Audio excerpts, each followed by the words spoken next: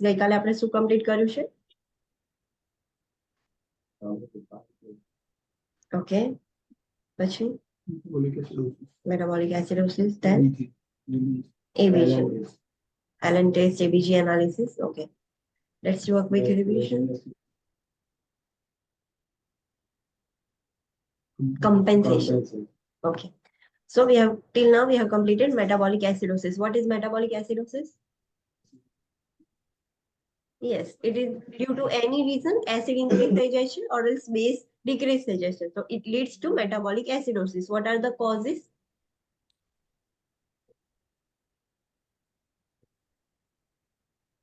So which type of diabetes?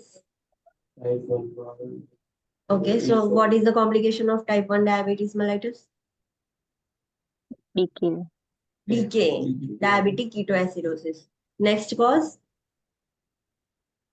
excessive ingestion of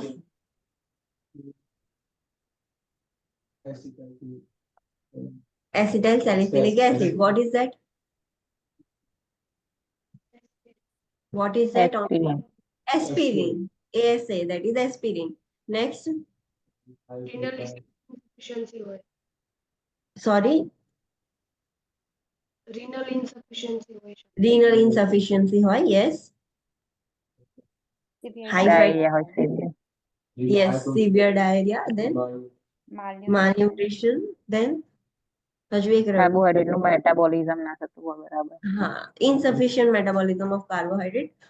કાર્બોહાઈડ્રેટના metabolism માટે oxygen required છે. Oxygen જ ના હોય તો પ્રોપરલી મેટાબોલિઝમ નહીં થાય અને એનું જે એન્ડ પ્રોડક્ટ નીકળશે that will be lactic acid અને lactic acidosis થઈ જશે. So what is the important point that you have to remember? Red point.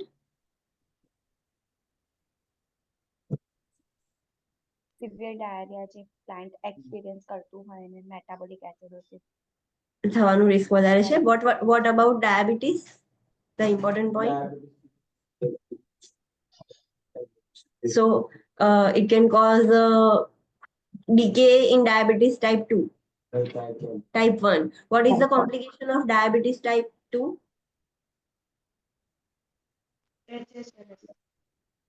HHS. What is that?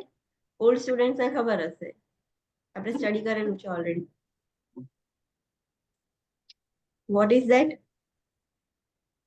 Hyperosmolar hyperglycemic Syndrome. Hyperosmolar hyperglycemic syndrome. એમાં acidosis નથી થતું.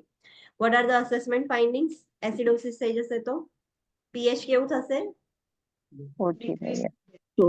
ઓછું થઈ જશે અને શું ઇન્ક્રીઝ થઈ જશે? CO2. HCO3 ડિક્રીઝ થશે. HCO3 શું છે? બેઝ છે. હા. So HCO3 will get decreased. So neurological symptoms શું છે? જોઈને બોલો. એસિડોસિસ ના lethargy, confusion, dizziness, headache, coma. Then what about cardiovascular? Osmosis respiration. What about cardiovascular? decrease blood pressure hypertension, Tension. Then dyslipidemia, dyslipidemia is related to hyperkalemia hyperkalemia. Acidosis છે, so potassium increase થઈ છે. Yes. Then cold and clammy skin. GI system માં શું જોવા મળશે? nausea vomiting diarrhea abdominal pain Yes. Nausea, vomiting, diarrhea, abdominal pain. Neuromuscular માં patient weak થઈ ગયું છે. Weakness. અને seizures નું risk છે. What about respiration now? કેવા respiration? deep અને rapid Deep respiration rapid respiration. What are that called? Deep rapid cosmal Cosmos respiration એ એક distinct feature છે of metabolic acidosis. એ વસ્તુ ખાસ યાદ રાખવાની. Then what are the interventions? અગર metabolic acidosis હશે તો what you will do as a nurse? જે CO2 વધી ગયો છે એને અલ્ટિમેટલી રિડ્યુસ કરે અહીંયા CO2 વધી જાય છે. Bicarb sorry Make sure be present. અહીંયા બાયકાર્બ નો પ્રોબ્લેમ છે. અહીંયા વિલન મેટાબોલિક માં વિલન છે બાયકાર્બ. રેસ્પિરેટરી માં વિલન છે CO2. સો અહીંયા બાયકાર્બ આપણે ઇન્ક્રીઝ કરવાનું છે. એ એની હાઉ ડિક્રીઝ થઈ ગયું છે, એસિડ વધી ગયું છે. તો એ ઇન્ક્રીઝ કરવાનું છે. એટલે depending on the cause we have to give the treatment. અગર પેશન્ટને ડીકે છે, so what you will do? Insulin આપીશું એટલે ગ્લુકોઝ બધું સેલમાં જતો રહે. ડિક્રીઝ કરવાનું અને correct ઇન્સ્યુલિનની સાથે સાથે હાઇપોગ્લાયસેમિયાનું રિસ્ક છે. સડન શુગર ડાઉન થઈ જાય તો સેરેબ્રલ એડીમાં થઈ જશે, ઇન્ટ્રાક્રેનિયલ પ્રેશર વધી જશે, આઈસીપી ઇન્ક્રીઝ થઈ જાય. તો એના માટે શું કરશો તમે? એ વસ્તુ ના થાય તો D5 ને D5 માં ડેક્સ્ટ્રોઝ પણ આપીશું જોડે જોડે ઇન્સ્યુલિનની સાથે. સો એ સડનલી શિફ્ટ ના થઈ જાય, સડનલી હાઇપોગ્લાયસેમિયા ના થઈ જાય. બીજો કોઈ કોઝ છે, ફોર એક્ઝામ્પલ કિડની ફેલિયર છે, રીનલ ઇન્સફિશિયન્સી છે, તો શું કરશો તમે? ડાયાલિસિસ, ડાયાલિસિસ કરાવવું પડશે પેશન્ટનું. યસ. અગર કોઝ છે ઇન્સફિશિયન્ટ મેટાબોલિઝમ ઓફ કાર્બોહાઈડ્રેટ તો O2 સપ્લાય, O2 સપ્લાય આપીશું. ઓક્સિજન ઓછું છે, આપણે ઓક્સિજન આપીશું, સો પ્રોપરલી મેટાબોલિઝમ થશે. હાઈ ફેટ ડાયટ હોય સો આપણે ફેટ ડિક્રીઝ કરવાનું છે. ક્લાયન્ટને સમજાવવાનું છે કે ફેટ ઓછું કરો ને એ વખતે ટેમ્પરરી બોડીનું બાયકાર્બ બધું વપરાઈ ગયું છે, તો આપણે એડિશનલ આપવું પડશે. તો તમે શું આપશો ક્લાયન્ટને? Sodium bicarbonate, sodium bicarbonate. એ તમે એડિશનલી બહારથી આપશો, તો જેથી કરીને અત્યારે જે એસિડોસિસ થયું છે એ ટ્રીટ થઈ જાય. સો ડિપેન્ડિંગ ઓન ધ કોઝ તમારે ઇન્ટરવેન્શન્સ કરવાની છે. જે પણ ક્લાયન્ટ સિવિયર ડાયરિયાની કમ્પ્લેન હોય એને શેના માટે મોનિટર કરવાનું? મેટાબોલિક એસિડોસિસ એસિડોસિસ, બીકોઝ બધું બેઝ ટૂલ થ્રુ નીકળી જશે. સો એ વસ્તુ ખાસ યાદ રાખવાની. Then what is metabolic alkalosis? એમાં બાયકાર્બ વધી જાય છે. યસ, એમાં બેઝ વધી જાય છે, બાયકાર્બોનેટ આયન્સ વધી જાય છે અને હાઇડ્રોજન આયન્સ ડિક્રીઝ થઈ જાય છે. Vote is the cause? Vomiting થાય એક્સેસિવ તો જે વોમિટિંગ થશે. યસ, તો બધું એસિડ નીકળી જશે. ધેન ડાયુરેટિક્સ, suctioning ડાયુરેટિક્સ ચાલતા હોય, ધેન hyperaldosteronism હાઇપર આલ્ડોસ્ટેરોનિઝમ અને massive સોડિયમ blood બાયકાર્બ આપી transfusion વધારે. full blood transfusion હા, injection of access sodium bicarbonate. પેશન્ટને હતું મેટાબોલિક એસિડોસિસ, એને ટ્રીટ કરવા માટે તમે બાયકાર્બ સોડિયમ બાયકાર્બ આપ્યું પણ બહુ વધારે આપી દીધું, તો હવે મેટાબોલિક આલ્કલોસિસ થઈ જશે. ધેન હોલ બ્લડ વધારે આપી દીધું હોલ હોય, બ્લડ, transfusion વધારે. હોલ બ્લડ વધારે ટ્રાન્સફ્યુઝ કરી દીધું હોય તો ધીસ આર ધ કોઝિસ જેના લીધે બેઝ ઇન્ક્રીઝ થઈ જશે બોડીમાં. અસેસમેન્ટ ફાઇન્ડિંગ શું હશે? પીએચ કેવી થઈ જશે? અને what about CO2? Crease, increase CO2 વધશે કે બાયકાર્બ વધશે? બાયકાર્બ, બાયકાર્બ ઇન્ક્રીઝ થશે. ઓકે, સો CO2 શું કરશે કમ્પેન્સેટ કરવા માટે? ઇન્ક્રીઝ થશે. increase થશે હા, એને કમ્પેન્સેશન કરવા માટે ઇન્ક્રીઝ થશે CO2. તો રેસ્પિરેટરી રેટ કેવા હોય? CO2 ઇન્ક્રીઝ કરવાનું હોય તો બોડીમાં સ્ટોર કરવાનું છે CO2, તો રેસ્પિરેટરી રેટ કેવા હોય? સ્લો અને એની ડેપ્થ હશે એ ઓછી થઈ ગઈ હશે, રેટ પણ ઓછો થઈ ગયો હશે. તો ધેટ ઇઝ અબાઉટ રેસ્પિરેટરી. બીજા sign and symptoms? Lethargy, irritable, yes, irritable થઈ જશે ક્લાયન્ટ, કન્ફ્યુઝ, હેડેક, લેથાર્જિક જોવા મળશે, હાઇપોટેન્શન, ટેકીકાર્ડિયા, ડિસરિથમિયાસ, જીઆઈ સિસ્ટમમાં નોઝિયા, વોમિટિંગ, એનોરેક્સિયા, ન્યુરોમસ્ક્યુલરમાં મસલ્સ કેવા થઈ જશે? હાઇપર, હાઇપર થઈ જશે. સો ટીટેની આવવાના રિસ્ક છે. હાઇપર ડિપેન્ડન્ટ રિફ્લેક્સ હાઇપર થઈ જશે, હાઇપર ડિપેન્ડન્ટ રિફ્લેક્સ થઈ જશે, હાઇપરટોનિક મસલ, પેરેસ્થેશિયા જોવા મળશે, સીઝર્સનો. This is about assessment findings. હવે ઇન્ટરવેન્શન શું કરશો તમે? બાયકાર્બને એક્સક્રીટ કરવાનું, બાયકાર્બ જે વધી ગયું છે બોડીમાં, આપણે એની હાઉ એને એક્સક્રીટ કરવાનું છે. તમે એસિડ આપી શકો? ના, ના, એસિડ આપણે ના આપી શકીએ. એસિડોસિસમાં આપણે બાયકાર્બ આપી શકતા હતા, પણ આલ્કલોસિસ થઈ જાય તો બહારથી એસિડ, શું કયું એસિડ આપશો? That is not possible. તો તમારી જોડે એક જ ઓપ્શન છે કે તમે જે એક્સેસ બાયકાર્બ છે એને જ એક્સક્રીટ કરાવી શકો.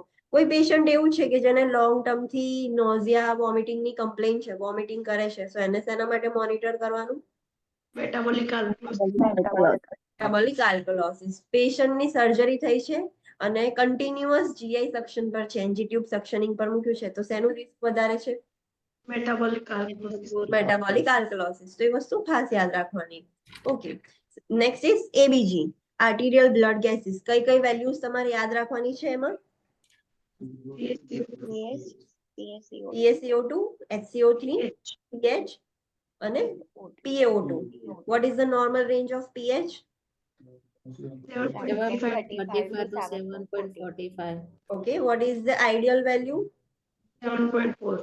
7.4. What is the normal range of PaCO2? 35. 35 to 45. 35 to 45 mm of Hg. What is the normal range of bicarb? 21 to 28. No, 22 to 22 to 22. 22 to 28. તમારે એ જ વેલ્યુ યાદ રાખવાની છે. Forget about 21 to 28. You have to remember 22 to 28. What is the normal range of PaO2? 80 to 80 to 100. Yes. Then collection of ABG specimen. ABG specimen collect કરતી વખતે કેવી રીતે collect કરવાનું? What you will do first? Vitals check કરશો. Vitals. Yes. પછી? આર્ટરિયલ line છે કે નહીં એ ચેક કરો. Yes. If patient has arterial line, then further That is puncture like- નહીં test કરવાનું. sample. Puncture. Patient does not have arterial line, then તો પછી puncture કરવું પડશે. yes, Allen puncture કરવું પડશે. But before doing puncture, what you have to do? Allen test. Allen test. What is Allen test?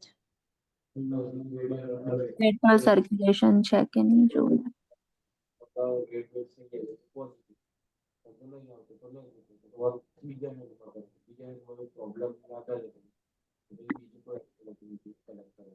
Okay, correct. Allen test એટલે તમારે simultaneously radial અને ulnar nerve press કરીને રાખવાની. patient ને કહેવાનું fist close open કરે. પછી એ જે પેલ થઈ જશે હેન્ડ, પછી તમારે ulnar જે આર્ટરી જે તમે કમ્પ્રેસ કરી રાખી છે એ છોડી દેવાની. જો પેશન્ટ ને પાછું સર્ક્યુલેશન પરફ્યુઝન થઈ જશે, રેડનેસ, ફ્લશિંગ જોવા મળશે.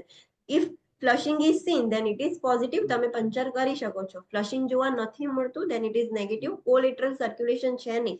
બંને આર્ટરીઝ કમ્બાઇનલી આખા પામને સપ્લાય કરે છે. તમે એક બંધ કરી છે તો બી સપ્લાય તો ચાલુ જ રહેવો જોઈએ, પણ એવું નથી. સો ઇટ ઇઝ નેગેટિવ, તમે ત્યાં પંચર ના કરી શકો. You have to perform Allen test in another extremity. Same ત્યાં પણ નેગેટિવ આવે તો શું કરવાનું? બીજા હાથે લઈને.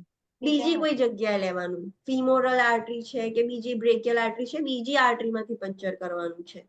અને પોઝિટિવ આવશે તો બીજા હાથમાં ત્યાંથી લઈ લેવાનું. હા, ત્યાંથી આપણે લઈ શકીએ છીએ. એલન ટેસ્ટ પરફોર્મ કર્યા પછી બીજા કયા ફેક્ટર્સ જોવાના જેના લીધે O2 ની વેલ્યુ ચેન્જ થઈ શકે છે, ઓલ્ટર થઈ શકે છે ABG ની વેલ્યુ? હા, ટેમ્પરેચર. યસ. 20 મિનિટ પહેલા શું ના કર્યું હોવું જોઈએ? Suction. પેશન્ટને સક્શન કર્યું Suction હશે O2 setting change. તો પછી ચેન્જ થશે. O2 આપેલું છે, કેટલું O2 આપ્યું છે, ક્લાયન્ટે કોઈ એક્ટિવિટી કરી છે કે નહીં, બીકોઝ ક્લાયન્ટને તમે એક્ટિવિટી કરાવશો તો O2 ડિપ્લીટ થઈ જશે એનું. ક્લાયન્ટને ઇમોશનલ સપોર્ટ આપવાનો, પછી પંચર કરવાનું, બીકોઝ ઇટ ઇઝ પેઇનફુલ. જ્યારે આપણે એબીજી સેમ્પલ લઈએ તો સિરિંજને શું કરવાનું? હિપેરિન Heparin વાળી. હિપેરિનાઇઝ કરવાની, એને હિપેરિનથી કોટ કરવાની. If it is not prepacked, already prepacked હોય, સ્પેશિયલ એબીજી ની સિરિંજ આવે તો એમાં કોટિંગ કરેલું જ હોય, પછી એ વખતે ફરી કોટિંગ કરવા નહીં બેસવાનું. ધેન થઈ ગયું, સેમ્પલ લેવાઈ ગયું, ધેન પછી રીકેપ કરી દેવાની ઇન્સ્ટન્ટ. ઇમિડિયેટલી એને રિકેપ કરી દેવાનું. એમાં એર ના જવી જોઈએ. એટમોસ્ફિયર એર જશે તો એટમોસ્ફિયરમાં ઓક્સિજન છે, વેલ્યુઝ ઓલ્ટર થઈ શકે છે અને તરત લેબમાં મોકલવાનું. બટ પેશન્ટ જોડે શું કરશો તમે તરત? પ્રેશર એપ્લાય કરવાનું. Yes. For how much time?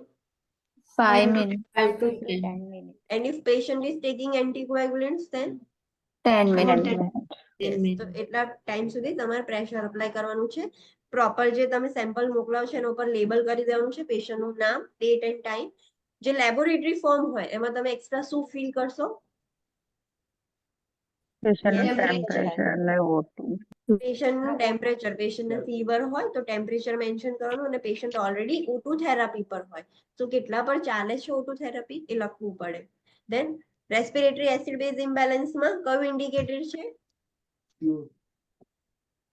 PaCO2. Online. Yes, CO2 is the indicator. તો એમાં શું થશે? Relationship between pH and CO2 is Reciprocal. Opposite. opposite.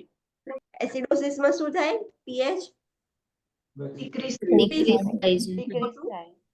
increase થઈ Increase જશે. થાય. આલ્કલોસિસમાં Equal રહેશે. pH increase થશે. pH increase થશે અને CO2 ડિક્રીઝ. Decrease થશે. decrease થઈ જશે. Yes. So this is the table. આખું આપણે ટેબલ જોયું હતું જેમાં આપણે આખું બંને pH, HCO3, PaO2, PaCO2 અને પોટેશિયમ નું રિલેશન જોયું હતું. એમાં કોઈને કશો ડાઉટ હતો? અનકમ્પેન્સેટેડ, કમ્પેન્સેટેડ માં શું ચેન્જીસ થયું? Online students? Okay. No, Then metabolic acid base imbalance નું ઇન્ડિકેટર શું છે? ઇન્ડિકેટર શું છે? Like- HCO3. Is the relation between pH and HCO3? Equalness. Equal. Equal. In metabolic acidosis, pH will Decrease. Decrease. decrease. And what about HCO3? Also decrease. One Decrease. decrease. In metabolic alkalosis, pH will increase. increase. What about HCO3? Also Increase. decrease. Yes. So you have to remember the mnemonic that is Rho. Rome. yes. Respiratory opposite, metabolic equal. So easily you can identify. Compensation means counter balance કરવાનું acid base ના disturb ને counter balance pH normal થઈ જાય. આપણી body જોડે એવું mechanism છે કશું બી આપણી બોડીમાં એબનોર્મલ થાય ને એટલે આપણી બોડી એને કમ્પેન્સેટ કરે એને નોર્મલાઇઝ કરવાનું ટ્રાય કરે કોઈ બી સિચ્યુએશન હોય બધામાં કમ્પેન્સેશન મિકેનિઝમ હોય સો this is about acid base imbalance થશે તો આપણી બોડી એને કમ્પેન્સેટ કરશે અને કમ્પેન્સેશન થઈ જાય તો pH ની વેલ્યુ કેવી હોય? Normal થશે. થઈ જાય. નોર્મલ હશે. ઓકે. કમ્પેન્સેશન થાય છે પણ pH હજુ એબનોર્મલ છે તો એને શું કહીશું? Compensation. pH એબનોર્મલ છે અને સોરી pH એબનોર્મલ છે અને કમ્પેન્સેશન મતલબ જે HCO3 અને CO2 છે એ પણ એબનોર્મલ છે they are not doing anything then Partially Uncompensated. Partially compensated. they are not doing anything Uncompensated. uncompensated yes પણ મેમ pH pH તો abnormal છે ને? sorry pH abnormal છે હા pH abnormal છે અને and પછી HCO3 and CO2 are not doing anything though તો પછી partial uncompensated તો પછી partial uncompensated માં એ try કરે છે ટ્રાય કરે છે they are fixing that's why it is partial uncompensated એ બંનેની Uncompensated abnormal હશે કે normal હશે એ ટાઈમે? બંનેની વેલ્યુ એબનોર્મલ હશે ત્યારે જ તો અને પેલામાં એકની વેલ્યુ નોર્મલ છે અને એકની એબનોર્મલ છે બીજું શાંતિથી બેસી રહ્યું છે they are not doing anything okay અને પાર્શિયલી કમ્પેન્સેશનમાં કેવું છે એક એબનોર્મલ થયું છે તો બીજાને એબનોર્મલ થવું પડે એને નોર્મલાઇઝ કરવા માટે બેલેન્સ કરવા માટે ફોર એક્ઝામ્પલ આલ્કલોસિસમાં HCO3 વધ્યું છે બેઝ વધ્યું છે તો CO2 ને વધવું પડે તો બેલેન્સ થાય ને પણ CO2 નોર્મલ જ છે તેનો મતલબ એ કશું કરતું નથી ધેટ્સ વાય ઇટ ઇઝ અનકમ્પેન્સેટેડ જો બંને એબનોર્મલ થાય છે then both are trying so that is partially compensated understood madam partially compensated માં pH બી abnormal જ હશે ને? હા pH પણ એબનોર્મલ હશે બીકોઝ હજુ ફિક્સ થાય છે ફિક્સ થઈ નથી ગયું pH ક્યારે નોર્મલ થશે જ્યારે ફુલ્લી કમ્પેન્સેટેડ હોય Yes.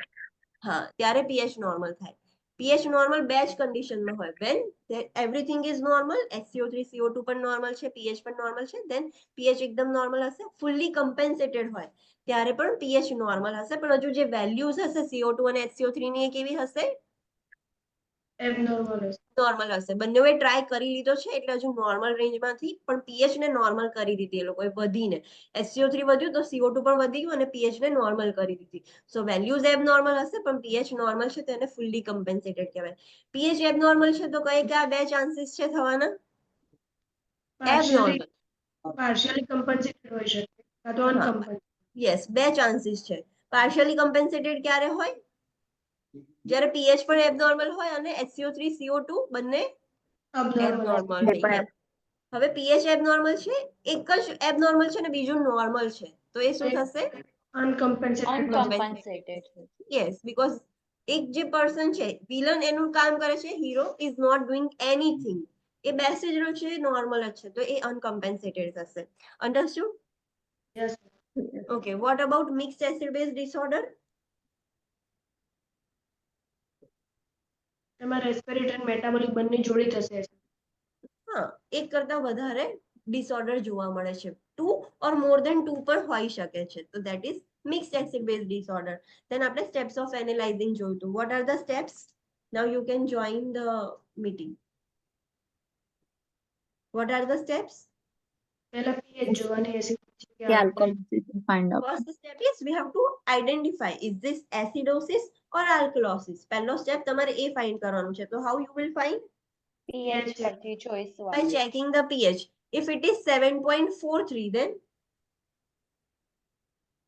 Alkalosis. alkalosis માં consider કરશો because આપણી ideal value for calculation is 7.4. એના કરતા એક પણ વધારે હોય તો temporary અને alkalosis માં consider કરો. પછી જો બંને normal હશે તો આપણે એને normal range consider કરીશું. Okay. Okay. Then એક જણ you have to mute yourself. Okay. એક જણનું હવે પેશન્ટ નું એવું છે કે pH is 7.39. So is it acidosis or alkalosis?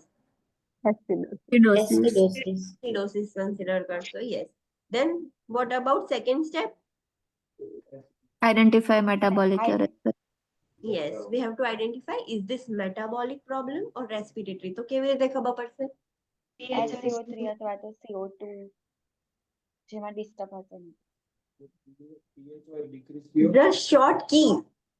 રોમ મતલબ PaCO2 અને pH ઓપોઝિટ હશે તો રેસ્પિરેટરી માં જતું રહેશે અને હા. હશે તો Yes, CO2 or HCO3 A pH ના સેમ ડાયરેક્શન માં હોય તો એ કઈ કન્ડિશન કહેવાય?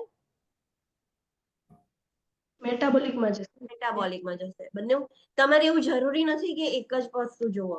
You can see anything. CO2 પણ જોઈ શકો છો, HCO3 પણ જોઈ શકો છો. પણ જ્યારે સેમ ડાયરેક્શન માં હોય in reference with the pH તો કઈ કન્ડિશન કહેવાય? મેટાબોલિક. ઓપોઝિટ ડાયરેક્શન માં હશે either CO2 or HCO3 it doesn't matter પણ ઓપોઝિટ ડાયરેક્શન માં હોય in reference with the pH તો એને શું કહેવાશે? Respiratory. Yes.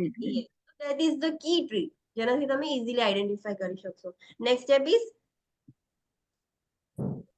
Identify compensation. yes, it is normal, compensated, that is fully compensated, partially compensated or uncompensated. A find out કરવાનું છે. તો એના માટે શું કરીશું આપણે? પહેલા શું જોઈશું?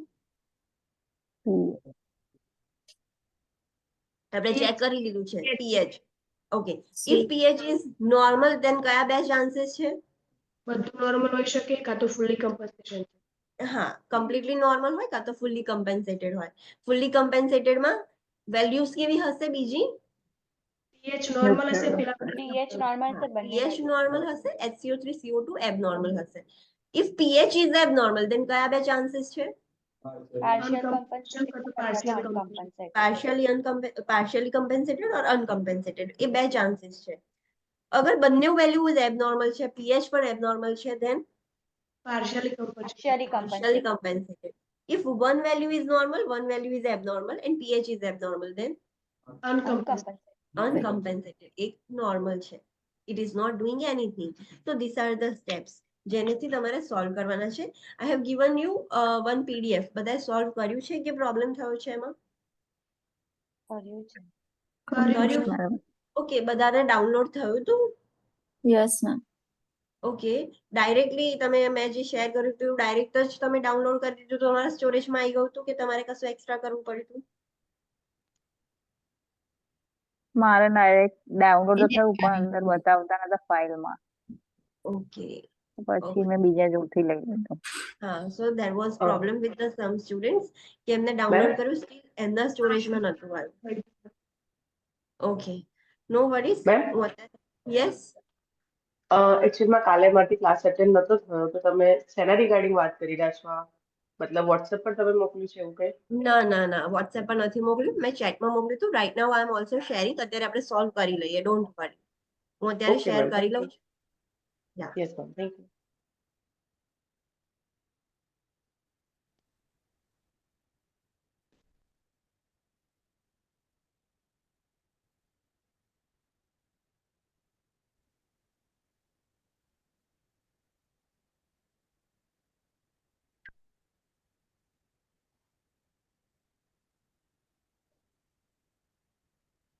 ઓકે, મેં શેર કર્યું છે. You can download right now. Okay ma'am, thank you. હા, હવે મેક શ્યોર કે તમે Yes. ડાઉનલોડ કરી દો તો તમારા સ્ટોરેજમાં આવી જાય. Please yes make ma'am, sure. Thank you. Yes ma'am, download done. થઈ ગયું મેમ. ઓકે, So just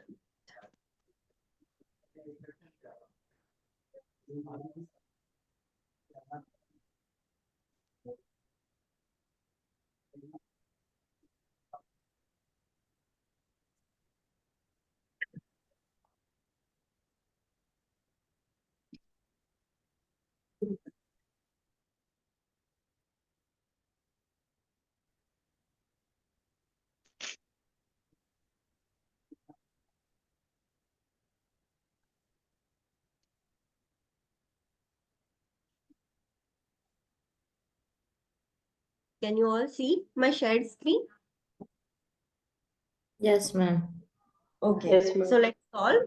મેં પહેલા એટલે મોકલી દીધું હતું કે આપણે આટલો ટાઈમ વેસ્ટ ના થાય, પણ no worries, this is also important. આજે નવો ચેપ્ટર સ્ટાર્ટ નહીં થાય તો કઈ વાંધો નહીં, પણ આ આપણે કમ્પ્લીટ કરી લઈશું.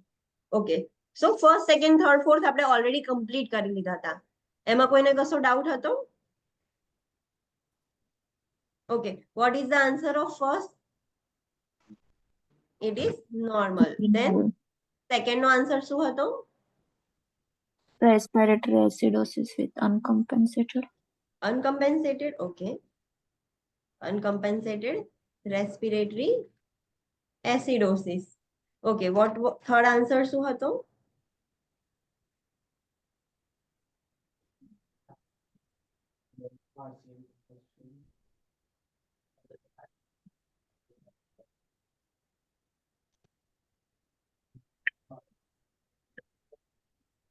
Compensated respiratory acidosis. Yes. Compensated respiratory? હા ma'am. Respiratory acidosis. Yes, opposite છે. Respiratory acidosis. Then fourth નો શું હતો આન્સર? આપણે સોલ્વ કર્યો તો Metabolic Partially alkalosis. Partially compensated. partially compensated metabolic alkalosis. alkalosis. Yes. So let's begin with the fifth.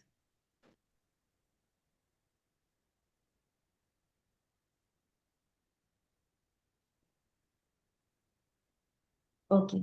So tell me, fifth માં શું આવશે? ચલો.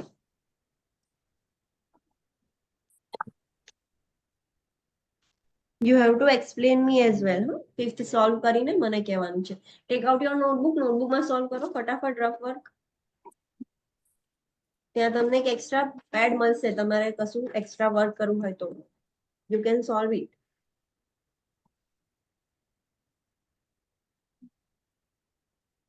Compensated metabolic Metabolic alkalosis, alkalosis. Sorry. fully compensated. Okay, fully Compensated metabolic alkalosis. metabolic alkalosis. Okay, let other students try.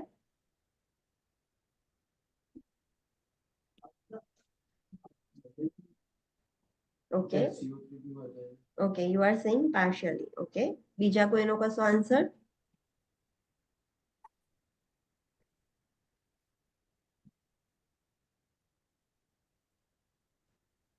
Okay, you are also saying partially. Okay, now explain me why it is fully compensated and why it is partially compensated. Okay, let me explain you first. હું પહેલા explain કરી દઉં છું, પછી next માં તમારે કરવાનું છે. pH is 7.43. So, is it normal or abnormal? It is normal. Normal. No, આપણી ideal value કઈ લેવાની છે? 8.4. So, it is 7.43. So, એને કઈ side consider કરીશું? Alkalosis. Alkalosis. Okay. So, આપણને એ ખબર પડી ગઈ એટલે alkalosis છે. હવે we have to find is it respiratory or metabolic. So pH increase થઈ છે, CO2 કેવું છે? Increase છે. તો શું બતાવે છે? સેમ છે એનો મતલબ metabolic. metabolic. Yes, it is metabolic. હવે compensated છે કે નહીં એ ચેક કરવાનું છે. તો pH normal range માં છે કે નહીં? છે. Yes. છે. pH normal range માં આવી ગયું છે. અને HCO3 કેવું છે? નોર્મલ છે કે એબનોર્મલ છે? એબનોર્મલ. Yes. તો Abnormal. pH નોર્મલ હોય, બંને વેલ્યુ એબનોર્મલ હોય તો કયું કહેવાય? ફૂલી Compensated. Compensated કહેવાય, not partially compensated. Understood? Okay, so correct answer is fully compensated metabolic alkalosis. 6 માં આન્સર શું આવશે? Tell me. Respiratory Respiratory alkalosis partially alkalosis compensated. partially respiratory alkalosis. Partially compensated. Okay, બીજા સ્ટુડન્ટ ચલો try કરો.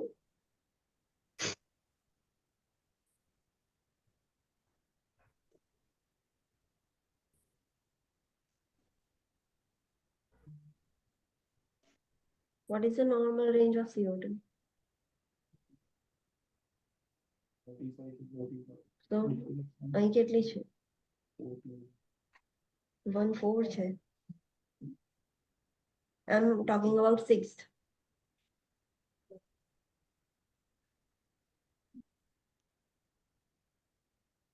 Step by step જશો તો easily થઈ જશે.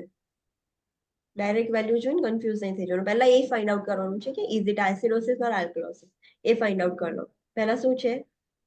આલ્કલોસિસ છે, ખબર પડી ગઈ. Now find out is it metabolic or respiratory.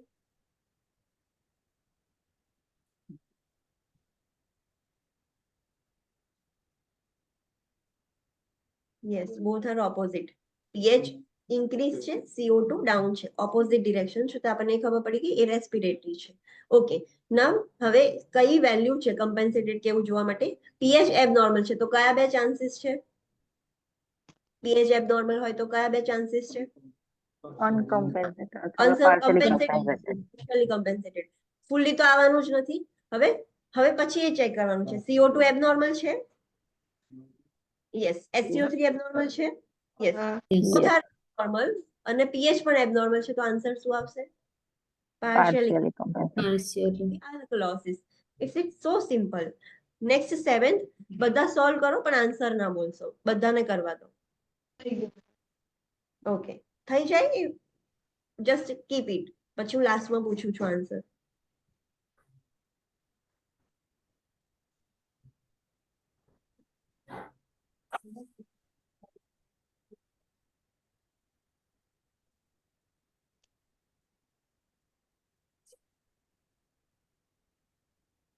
And make sure જ્યારે તમને એક્ઝામમાં બ્લેન્ક હોય, તમારે જાતે આન્સર લખવાનું હોય તો આ જ સિક્વન્સમાં લખવાનું.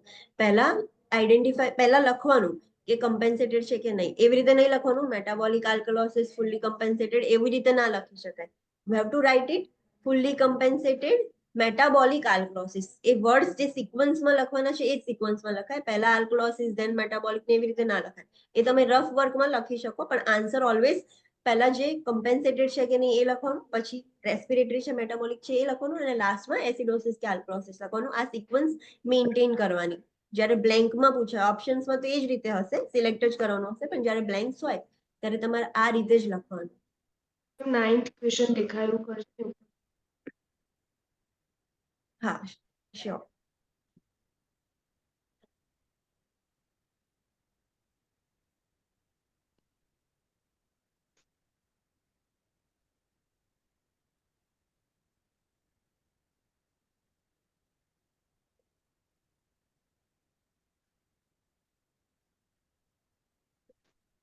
ડન. 7 થઈ ગયું. you will be only given Yes, 2 sir. minutes. એક ક્વેશ્ચન માટે 2 મિનિટ્સ જ સ્પેર કરવાની, એનાથી વધારે નહીં કરવાની. Okay, so tail me vote is the answer? થઈ ગયું છે? Partially કમ્પનસેટેડ Partially partially Partially કમ્પેન્સેટેડ compensated respiratory acid. Respiratory acidosis. acidosis. બધાનો આ જ આન્સર છે કે કોઈનો અલગ છે? અલગ હોય તો હું તમને એક્સપ્લેન કરું. Partially compensated metabolic acidosis. Respiratory કેમ આવે? In metabolic. મેટાબોલિક આવે ને 7મામાં. હા. Okay, so let me find out શું છે. 7.32 છે, સો ઇઝ ઇટ એસિડોસિસ કે આલ્કોલોસિસ? એસિડોસિસ. Acidosis. હવે Acidosis. pH કેવી છે? ડીક્રીઝ. ડિક્રીઝ. અને CO2 કેવું છે? ઓલસો ડીક્રીઝ. તો બંને સેમ ડિરેક્શનમાં છે, તો શું આવે? મેટાબોલિક. Metabolic. Metabolic. હવે નોર્મલ રેન્જમાં છે કે એબનોર્મલ રેન્જમાં છે? અબનોર્મલ રેન્જ. Abnormal. pH એબનોર્મલ હશે તો કયા બે ચાન્સીસ છે? પાર્શિયલી ઓર અનકમ્પેન્સેટેડ. આન્સર આવશે. નાઉ લેટ્સ સી. CO2 કેવું છે? નોર્મલ કે એબનોર્મલ? એબનોર્મલ. SCO છે? Abnormal. Abnormal. Partially compensated. Yes, so partially compensated. Metabolic acidosis is the correct answer, not respiratory. Okay, let's do AIDS. AIDS number solve करो फटाफट.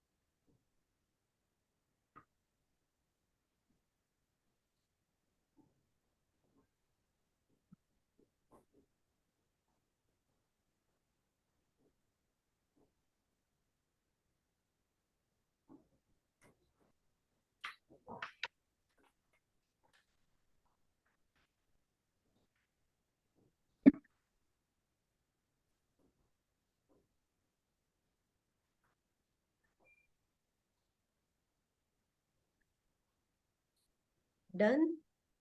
Yes, ma'am. Yes, Yeah, ma'am. done. બંનેનું done થઈ ગયું. Okay, what is the answer? Tell me. Fully compensated respiratory alkalosis. Fully compensated respiratory alkalosis. What is your answer? બીજા કોઈનો અલગ છે answer? Partial compensated. Okay. So ચલો હવે તમે explain કરો. pH કેવી છે?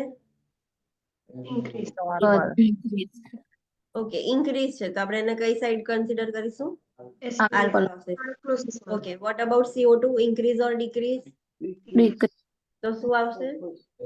Respiratory. હવે pH નોર્મલ રેન્જમાં છે કે એબનોર્મલ રેન્જમાં છે? Normal range. Normal. ઓકે, સો કયા ચાન્સીસ છે? Fully Normal compensated. Fully compensated. Normal હોય ઓર ફુલ્લી કમ્પેન્સેટેડ હોય, નોર્મલ રેન્જમાં હોય તો. નાઉ CO2 નોર્મલ છે કે એબનોર્મલ છે? Abnormal. Abnormal. CO3 Abnormal. Abnormal. pH normal હોય ને બંને વેલ્યુઝ એબનોર્મલ હોય તો શું કહેવાય? Fully Compensated. fully com- compensated. Okay, so correct answer is fully compensated respiratory alkalosis, not partially. Values યાદ રાખવાની. Mix લોચો નહીં થવાનો. pH નોર્મલ રેન્જમાં છે. નોર્મલ રેન્જ 7.35 to 7.45 સુધી છે. આપણે આલ્કલોસિસ એસિડોસિસ કન્સિડર કરવા માટે 7.4 ને આઈડિયલ કન્સિડર કરીએ છીએ. પણ જ્યારે કમ્પેન્સેશન ચેક કરવું હોય ત્યારે રેન્જ જોવી પડે. તો રેન્જ પણ યાદ રાખવાની, ભૂલી નહીં જવાનું. Let's do 9. ચલો 9 કરો ફટાફટ.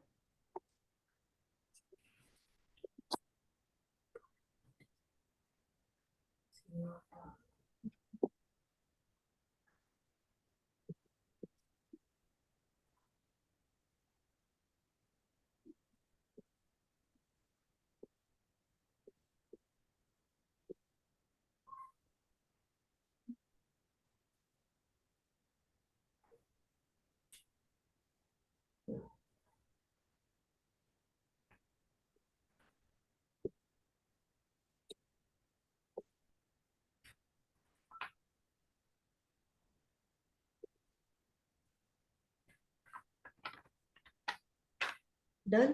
Everyone? થઈ ગયું? Yes, ma'am. Okay, so answer in a sequence. Proper sequence માં answer બોલવાનું છે. Tell me the answer. શું આવશે? Fully compensated metabolic acidosis. Yes. Okay, so બધાનો આ same answer છે? Yes, ma'am. Yes, ma'am. Okay, કોઈ different answer છે કોઈનો? Yes or no? Okay, so let's move to 10th. 10th no answer શું આવશે? Tell me. Respiratory acidosis. Uncompensated. Okay, let's other do. Uncompensated respiratory acidosis. Compensated respiratory acidosis. Okay, okay, let other students do.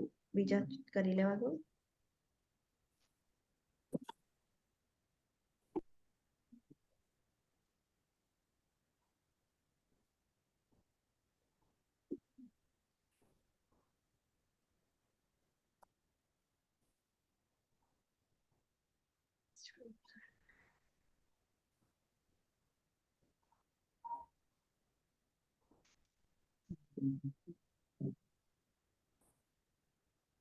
Okay. Tell me the answer. Uncompensated respiratory alkalosis. Acidosis. Acidosis. Okay. So બધાનો same answer છે. Okay. સો હવે 5 ગયું છે બધાને એમ ને. Okay. Let's move to next 11th. 11th question શું કહે છે? ચલો. The nurse is caring for a client with the following ABG result. This is the ABG result. Which of the following conditions are possible cause for the acid base imbalance? SATA question છે. Select all that apply. એટલે more than one option is correct. So પહેલા તો તમારે find out કરવાનું છે કે પેશન્ટની condition શું છે અને એ જે કન્ડિશન છે એનો કોઝ હવે આઈડેન્ટિફાઈ કરવાનું છે. તો પહેલા તમારે ABG એનાલાઇઝ કરવું પડશે and then you have to identify the cause. ચલો.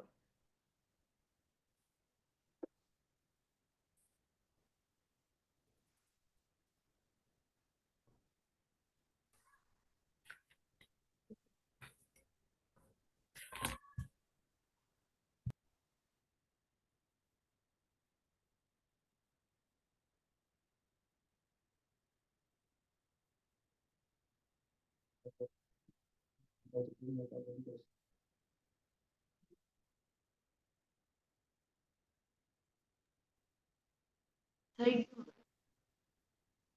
It is not uncompensated. Yeah. Okay. So condition શું છે?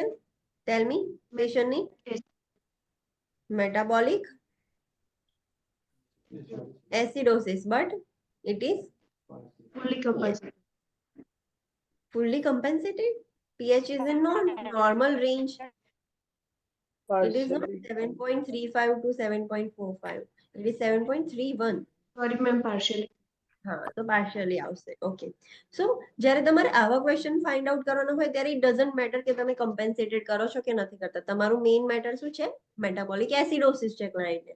તો લાસ્ટ સ્ટેપ નહીં કરો તો ચાલશે. Don't waste your time in identifying કે ઇટ ઇઝ કમ્પેન્સેટેડ પાર્શિયલી કે ફુલ્લી. હવે આપણને એ ખબર પડી ગઈ છે મેટાબોલિક એસિડોસિસ છે તો કોઝ ફાઇન્ડ આઉટ કરવાનો છે. So what will be the answer in A to F? Metabolic acidosis cause શું હોય? A. A. C. Okay, then C. C. okay. D. D. પછી બસ હવે નહીં હોય. ઓકે બીજા કોઈના અલગ આન્સર અધર ધેન ધીસ? કોઈ એક ના આવતું હોય અને એક આવતું હોય એવું કશું બી કોઈનો અલગ આન્સર છે? Okay so 5-day history of severe diarrhea. So it is the cause of metabolic acidosis. Hyperemesis gravidarum એનો મતલબ Excessive vomiting Excessive હશે. vomiting. વોમિટિંગ ના લીધે શું થાય? Alcohol.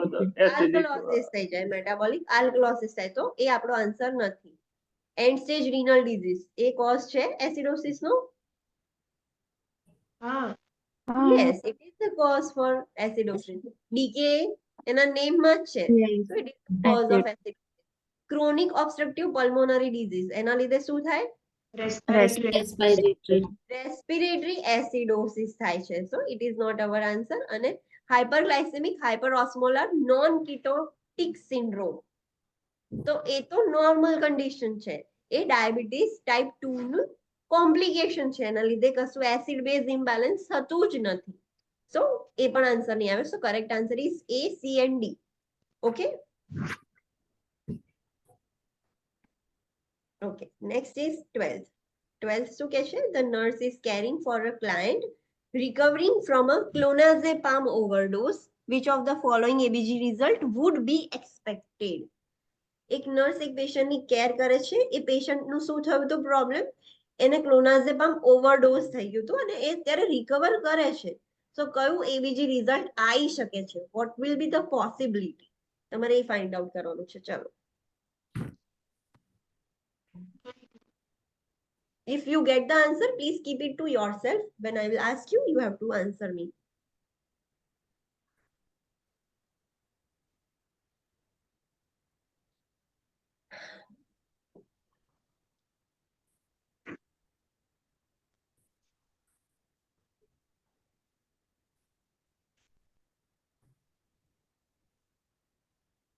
પીએચ ના ક્વેશ્ચન્સ એક્ઝામમાં બહુ જ સિમ્પલ ઇઝી પૂછાશે, આવા જ હશે. અને તમને આવડી ગયા તો ઇઝી સ્કોરિંગ ક્વેશ્ચન્સ હશે, આ બહુ મજા આવશે. બહુ વધારે પૂછાય then you are lucky કે આવા પૂછાઈ ગયા તો સારા તમારે સ્કોર થઈ જશે. બીકોઝ આમાં આનાથી વધારે ટ્વિસ્ટ જે બી હોય આવી રીતનું જ હશે. તમારે પીએચ નું બસ આઈડેન્ટિફાઈ થવું જોઈએ કે કેવી રીતનું છે, શું છે. મેમ કેટલા ક્વેશ્ચન હશે? It depends on your score. Like તમારું પરફોર્મન્સ સારું હશે, તમે હાર્ડ તરફ જશો તો ઇઝી ક્વેશ્ચન્સ ના આવે. સ્ટાર્ટિંગમાં ઇઝી થી સ્ટાર્ટ થાય.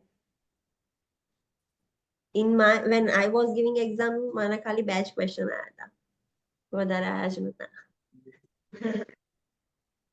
Thank you ma'am. Yeah.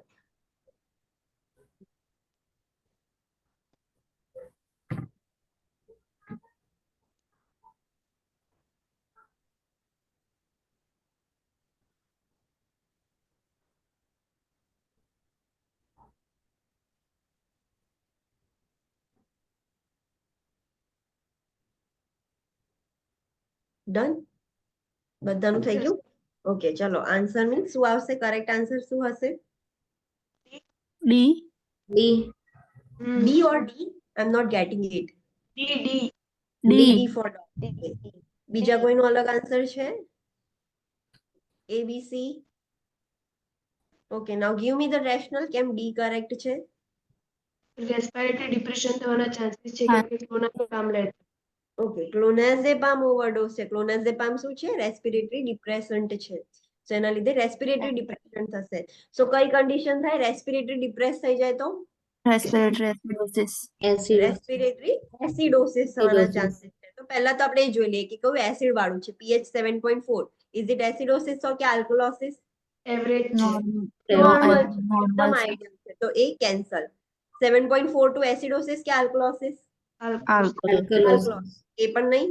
7.56 acidosis કે આલ્કોલોસિસ? આલ્કોહોલ. એ પણ નહીં. આ તો ઈઝી હતો.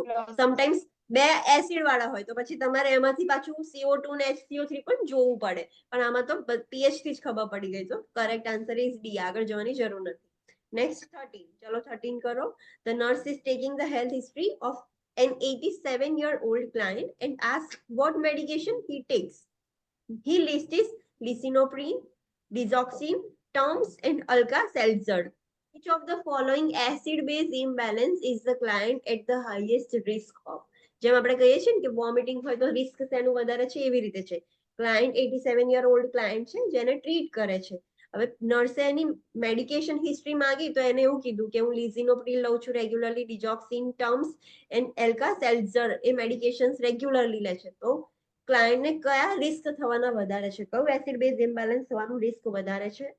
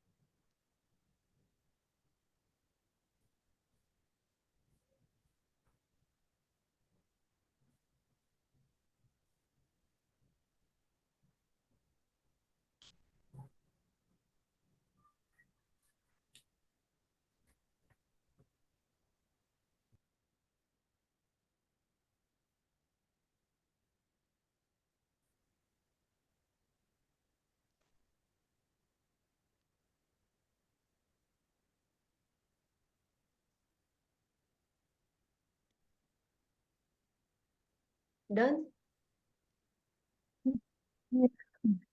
So what will be the correct answer? Metabolic B acidosis. આવે છે.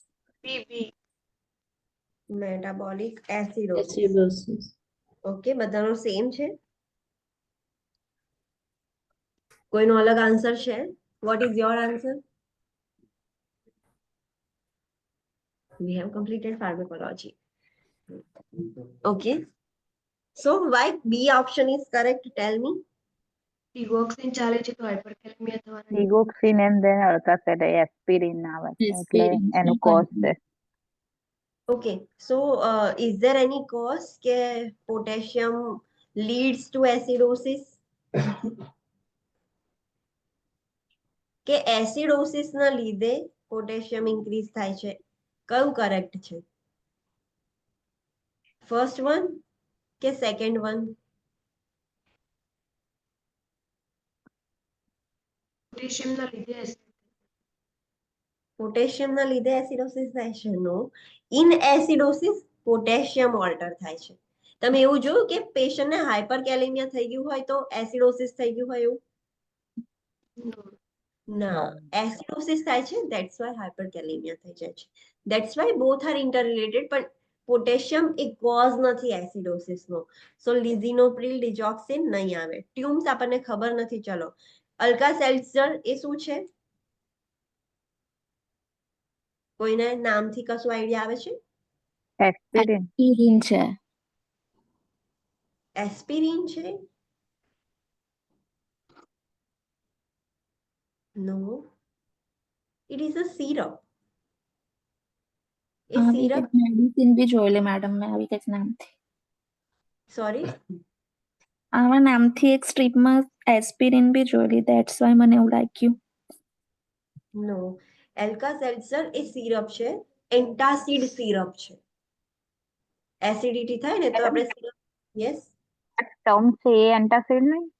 હા, એ પણ એન્ટાસિડ જ છે, પણ મેં તો કેમ કીધું કે ચલો તમને નથી ખબર કે શું છે, પણ આ બહુ કોમન છે. એલ્કાસેલ્ઝર એ કોમન છે. ટર્મ્સ તમારા માટે ન્યૂ વર્ડ હોય, પણ આ એ સિરપ છે, એ એન્ટાસિડ સિરપ છે. સો બે એન્ટાસિડ સિરપ ક્લાયન્ટ લે છે. સો એન્ટાસિડ્સ લો તો શું વધે? બેઝ વધે. બેઝ તો વધે. રિસ્ક વધારે છે. કયું આલ્કલોસિસ? મેટાબોલિક આલ્કલોસિસ નું risk. So that's why A option is correct, not B. Understood? The rationale ખબર પડી? આ પોઈન્ટ ક્લિયર રાખવાનો. પોટેશિયમ ના લીધે એસિડોસિસ નથી થતું, એસિડોસિસ થાય છે એટલે પોટેશિયમ ઇમ્બેલેન્સ થાય છે. ઓકે? એટલે answer is first. Yes, first answer is correct, metabolic alkalosis, because client બે એન્ટાસિડ્સ લે છે અને એન્ટાસિડ્સ right. લેશે તો એસિડ બધું ડાઇલ્યુટ થઈ જશે અને બેઝ વધી જશે. ઓકે? Okay, next 14. ચલો 14th કરીએ. The nurse is working in an inpatient psychiatric facility caring for a client experiencing an acute panic attack. Upon assessing the client, they tell the nurse that they are dizzy, lightheaded, and feel they might pass out. Which of the following lab values does the nurse expect to note? એક nurse છે psychiatric ફેસિલિટીમાં એક ક્લાયન્ટની મતલબ care કરે છે અને ક્લાયન્ટને acute panic attack આવ્યું છે. જ્યારે ક્લાયન્ટનું એક નર્સ ક્લાયન્ટનું અસેસમેન્ટ કરે છે ત્યારે નર્સ જે પેશન્ટ છે એકદમ ડીઝી ફીલ કરે છે, લાઇટ હેડેડ ફીલ કરે છે અને એને એવું ફીલ થાય છે કે હમણાં જ મારી ડેથ થઈ જશે, લાઈક એટલો બધો પેનિક અટેક આવી ગયો છે. તો જ્યારે એનું એબીજી એનાલિસિસ કરે છે તો લેબ એબીજીમાં કઈ વેલ્યુઝ આવશે, નર્સ શું એક્સપેક્ટ કરે છે, તો કઈ વેલ્યુઝ આવશે તમારે કહેવાનું છે, એ ફાઇન્ડ આઉટ કરવાનું છે. સો આમાં પણ આ સાટા ક્વેશ્ચન છે કે નહીં? સાટા ક્વેશ્ચન છે કે નથી SATA question? Tell me. This is SATA question. SATA જ હશે. હા, બીકોઝ તમારે એક કરતા વધારે ઓપ્શન સિલેક્ટ કરવાના છે. સો ફાઇન્ડ આઉટ કયા કયા કરેક્ટ ઓપ્શન્સ છે, કયું તમે એક્સપેક્ટ કરશો.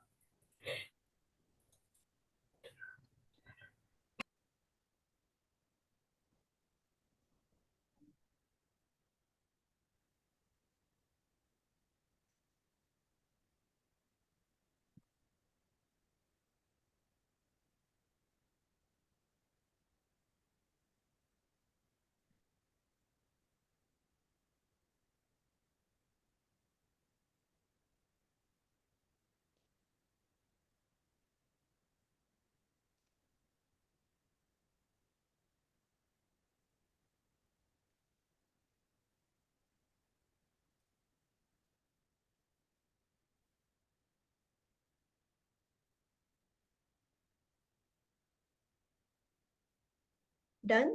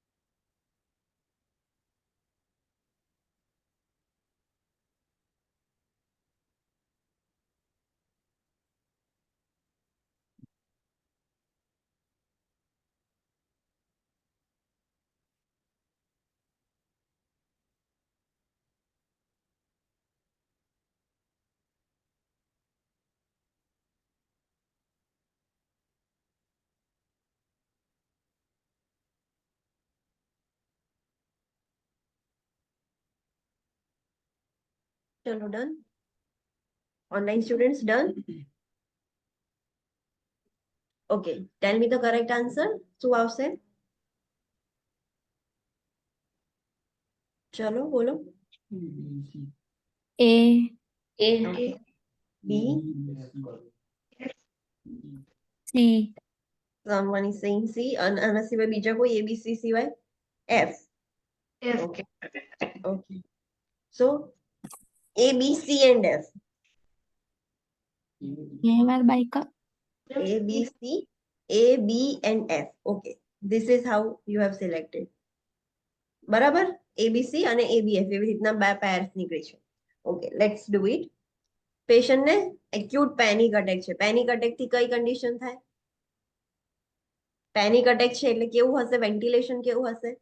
હાઈપર. Hyper. હાઇપર વેન્ટિલેશન હશે. તો CO2 શું થશે? ઓછું થશે. ઓછો થશે. ઓછું થઈ જશે, બધું બહાર જતું રહ્યું છે. CO2 ઓછું થઈ જાય તો કઈ કન્ડિશન થાય? રેસ્પિરેટરી આલ્કોહોલિસિસ. રેસ્પિરેટરી આલ્કલોસિસ થશે. ઓકે, આપણને એ ખબર પડી ગઈ છે. So let's find out. PH આપણે ચેક કરી લઈએ. એકમાં પીએચ છે 7.8 અને એકમાં છે 7.44. તો કયું આલ્કલોસિસ શો કરે છે? બી વાળું આપણું B વાળું. કરેક્ટ. નોર્મલ છે, નોર્મલ રેન્જમાં છે 7.35 ટુ 7.45. તો એ તો નોર્મલ છે, તો એ તો આન્સર હશે જ નહીં, એટલે આ તો ડાયરેક્ટલી કેન્સલ. હવે CO2 ચેક કરી લઈએ. CO2 કેવું હોવું જોઈએ? ઓછું. ઓછું. એકમાં CO2 20 છે અને એકમાં 35 છે. So this is the normal. So that would be not our answer. So answer A is correct. So અત્યાર સુધી A અને B તો correct જ છે. Now let's see about SCO3. SCO3 કેવું હોય? વધેલું હશે. વધારે. વધે. વધેલું હશે. ઓકે, પણ SCO3 ક્યારે વધે? SCO3 ને કોણ બેલેન્સ કરે છે? SCO3 ને કોણ કંટ્રોલ કરે છે? CO2 ને કોણ કંટ્રોલ કરે છે? નહીં કરે છે HCO3 ને. lungs. અને what about HCO3? Kidney. Kidney. Kidney. જ્યારે આપણે આ સ્ટડી કરતા ત્યારે એક પોઈન્ટ સ્ટડી કર્યો તો about kidneys. Tell me that. એક ઇમ્પોર્ટન્ટ પોઈન્ટ, કિડનીઝ કેવી રીતે વર્ક કરે? બાયકાર્બોનેટ ને સોડિયમ સાથે. હા, ઓકે, એક્સક્રીટ કરશે, બટ હાઉ? સોડિયમ સાથે બાઇન્ડ કરીને. સોડિયમ સાથે ઓકે, સોડિયમ સાથે બાઇન્ડ કરીને, but it will act suddenly. No It long will take time. Yes. Days or month. Yes, Take a એને time. થોડાક ટાઈમ લાગશે. પેશન્ટને અત્યારે પેનિક અટેક આવશે તો સડનલી બાયકાર્બ ઇન્ક્રીઝ થશે એટ અ ટાઈમ? ના, એને થોડોક ટાઈમ લાગશે. તમે અત્યારે પેશન્ટનું એબીજી કરશો તો SCO3 નોર્મલ જ આવશે. અગર એમાં એવું હોત કે થોડાક ડેઝ પછી કર્યું છે તો બાયકાર્બ વધેલું હોત, બટ રાઈટ નાઉ વધે નહીં. સડનલી તમે પેશન્ટને પેનિક અટેક આવ્યો છે you are withdrawing the sample, તો બાયકાર્બ તો નોર્મલ જ આવશે. કિડની તરત જ વર્ક ના કરી શકે, it will take time. So correct answer is F. Okay, ખબર પડી રેશનલ કેમ કરેક્ટ એફ છે. C is not correct answer. HCO3 suddenly ના ઇન્ક્રીઝ થઈ જાય, ઇટ વિલ ટેક ટાઈમ. તો મેડમ બધામાં જ પછી એ બધી કન્ડિશનમાં એવું જ આવે HCO3 નોર્મલ જ આવે? ના, આપણે જ્યારે એનાલિસિસ કરતા હોઈએ ત્યારે તો જે વેલ્યુ આપી છે એ જ, પણ જ્યારે તમે સ્ટડી કરો, લાઈક આવી સિચ્યુએશન આપે તમને એવું અહીંયા તમને એવું કીધું છે કે પેનિક અટેક આવ્યો છે, જ્યારે કોઈ પર્સનનું એવું કીધું હોય કે રિકવરિંગ ફ્રોમ ધીસ, તો ખાસા દિવસ થઈ ગયા છે તો હવે HCO3 ચેન્જ થશે. પણ અત્યારે તમને કરંટ સિચ્યુએશન આપી છે તો તરત જ ચેન્જ ના થાય. અન્ડરસ્ટુડ? યસ. સિચ્યુએશન જોવાની કે કેટલો ટાઈમ બતાવ્યો છે.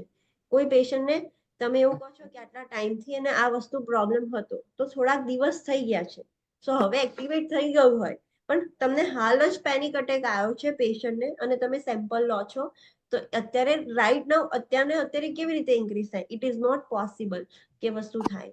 Okay, that is why C option is incorrect and F option is correct. So correct sequence is A, B and F, not A, B and C. Understood? Rational ખબર પડી? આ રેશનલ્સ યાદ રાખો ને, નેક્સ્ટ ટાઈમ તમે જ્યારે કરેક્ટ આન્સર સિલેક્ટ કરો ત્યારે તમને ખબર પડે. Let's do last, that is 15th. Okay. While preparing a new graduate nurse, you are assigned to care for a client in diabetic ketoacidosis. The new nurse obtains an ABG and the result are as follow. You are assigned for the care of DKA. એનો મતલબ અહીંયા એવું mention કર્યું છે ક્લાયન્ટને હાલ decay થયું, પહેલેથી જ હતું. ક્લાયન્ટને કેર કરો છો અને ડીકે છે એટલા માટે આમાં HCO3 ચેન્જ હશે. You can see HCO3 change છે. સો તમારે સિચ્યુએશન જોવાની, આઈડેન્ટિફાઈ કરવાનું કે શું વાત કરે છે. સો એ નર્સે એબીજી લીધું અને એબીજી નું આ રિઝલ્ટ આવ્યું છે એબીજી નું. Which of the following statement by the new nurse demonstrate a need for further teaching regarding the acid-base status of the client? Select all that apply. It is SATA question. Question એવું છે કે એક નવી graduate nurse just pass out થયેલી છે અને એને તમે ડીકે નું પેશન્ટ કેર કરો છો ને તમારી જોડે ન્યૂ નર્સ છે, તમે એ ડીકે વાળા પેશન્ટનું એબીજી સેમ્પલ લીધું તો pH 7.2 આવ્યું, CO2. હવે જે ન્યૂ નર્સ છે એને એવા સ્ટેટમેન્ટ્સ આપ્યા કે જેના લીધે તમારે ફર્ધર ટીચિંગની જરૂર પડી. એનો મતલબ તમારે કેવું સ્ટેટમેન્ટ શોધવાનું છે આમાંથી? ફોલ્સ શોધવાનું છે. શોધવાનું. એને રોંગ ઇન્ફોર્મેશન આપી ત્યારે તો તમારે ફર્ધર ટીચિંગ કરવું પડ્યું ને. સો A to E માં કયા એવા રોંગ ઇન્ફોર્મેટિવ સ્ટેટમેન્ટ છે એ તમારે ફાઇન્ડ આઉટ કરવાના છે. સો ફાઇન્ડ ઇટ આઉટ. પહેલા તો શું છે પહેલા તમારે એનાલાઇઝ કરવું પડશે કે વોટ ઇઝ ધીસ, અને પછી એના અકોર્ડિંગ ફાઇન્ડ આઉટ કરવાનું છે. જ્યારે આવું કશું પૂછાય ત્યારે થર્ડ સ્ટેપ તમે સ્કીપ કરી શકો છો. You have to solve the first 2 steps અને પછી ડાયરેક્ટ સોલ્વ કરવાનું.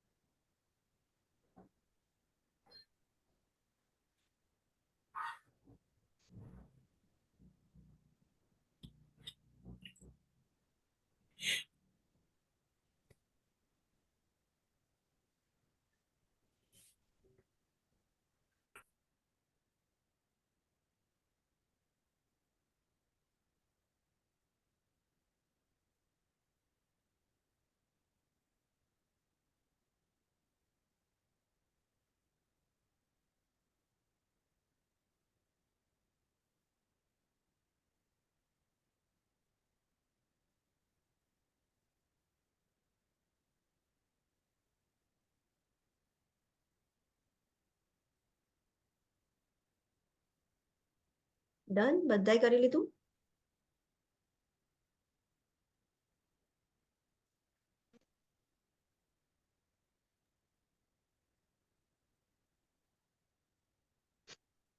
Done?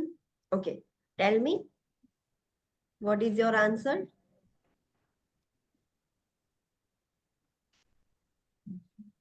ચલો બોલો. A, B and D. A, B and D. Any other answers?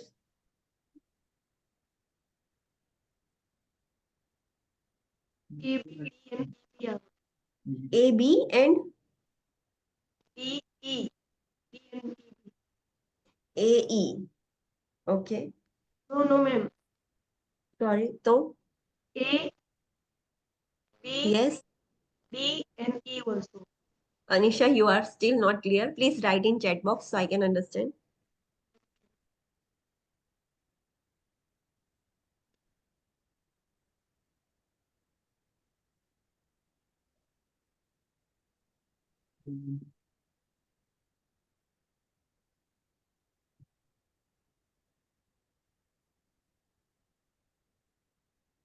Okay. A, B, D and E. Okay. બીજા કોઈનો કશો answer? B, D, E. Okay. B, D is common for everyone. Okay. Okay.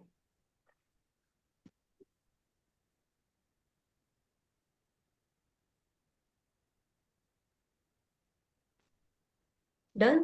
What is your answer? B, C, D. Okay. B, C, D. Any other answers more than this? We have 4 categories. તો બીજા કોઈ answer? Okay, let's solve. DKA છે. What is the condition? 7.2. That is acidosis. What is this acidosis? 7.2 decrease, CO2 decrease, metabolic. It is metabolic acidosis. આપણને ખબર પડી ગઈ. Now let's read the options. Our client is acidotic because they have lost so much CO2. So No. is this correct or incorrect? Wrong છે કેમ કે કીટોનના લીધે Wrong acidity. છે, એમાં retain થાય. Yes, CO2 loss થઈ જાય તો alkalosis થાય.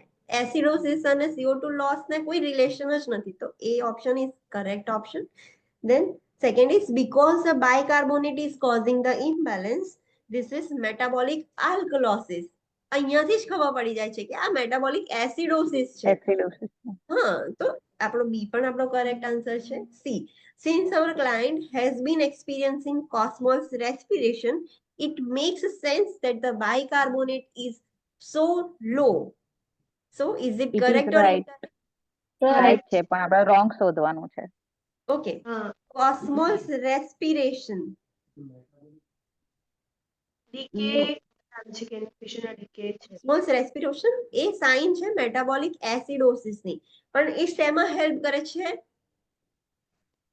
Respiration. Yes, it is linked with CO2. Cosmos respiration CO2 ને વધારવા માટે કરશે. CO2 ક્યારે વધે? બાયકાર્બ વધારે હોય ત્યારે CO2 બેલેન્સ કરીને વધે. So it is not in relation with HCO3. Cosmos respiration CO2 જ્યારે ઓછું થઈ ગયું હોય, Cosmos sorry CO2 વધારે હોય, sorry I made mistake. CO2 જ્યારે બહુ જ વધારે હોય તો એને બહાર કાઢવા માટે Cosmos respiration થાય. ડીપ અને રેપિડ રેટ વધી જાય. That is the Cosmos respiration. So CO2 બહાર કાઢવા માટે થશે. So it is not related to bicarbonate. It is related to the CO2.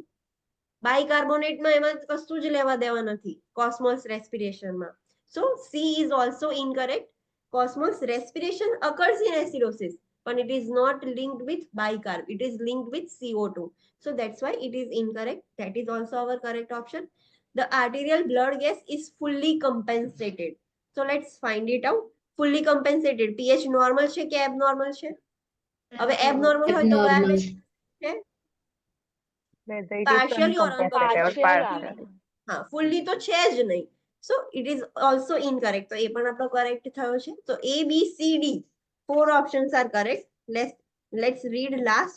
The client is experiencing metabolic acidosis. અહીં સુધી correct છે. Which is expected in DK. It is also correct. Other glands that could have this imbalance are those in vomiting and diuretics. Vomiting થાય so acidosis થાય, આલ્કલોસિસ Alkalosis. diuretics લે તો આલ્કલોસિસ Alkalosis. અડધે સુધી statement correct હતું કે acidosis નું છે, ડીકે છે એટલે છે, પણ વોમિટિંગ અને ડાયુરેટિક્સ વાળું કરેક્ટ નતું. So this is also our correct answer. A to E બધા જ કરેક્ટ ઓપ્શન છે બીકોઝ બધું જ ઇનકરેક્ટ હતું. થોડુંક થોડુંક કરેક્ટ, થોડુંક ઇનકરેક્ટ આપણા માટે કમ્પ્લીટલી ઇનકરેક્ટ કહેવાય. આપણે એને ફર્ધર ટીચિંગ કરવું પડે.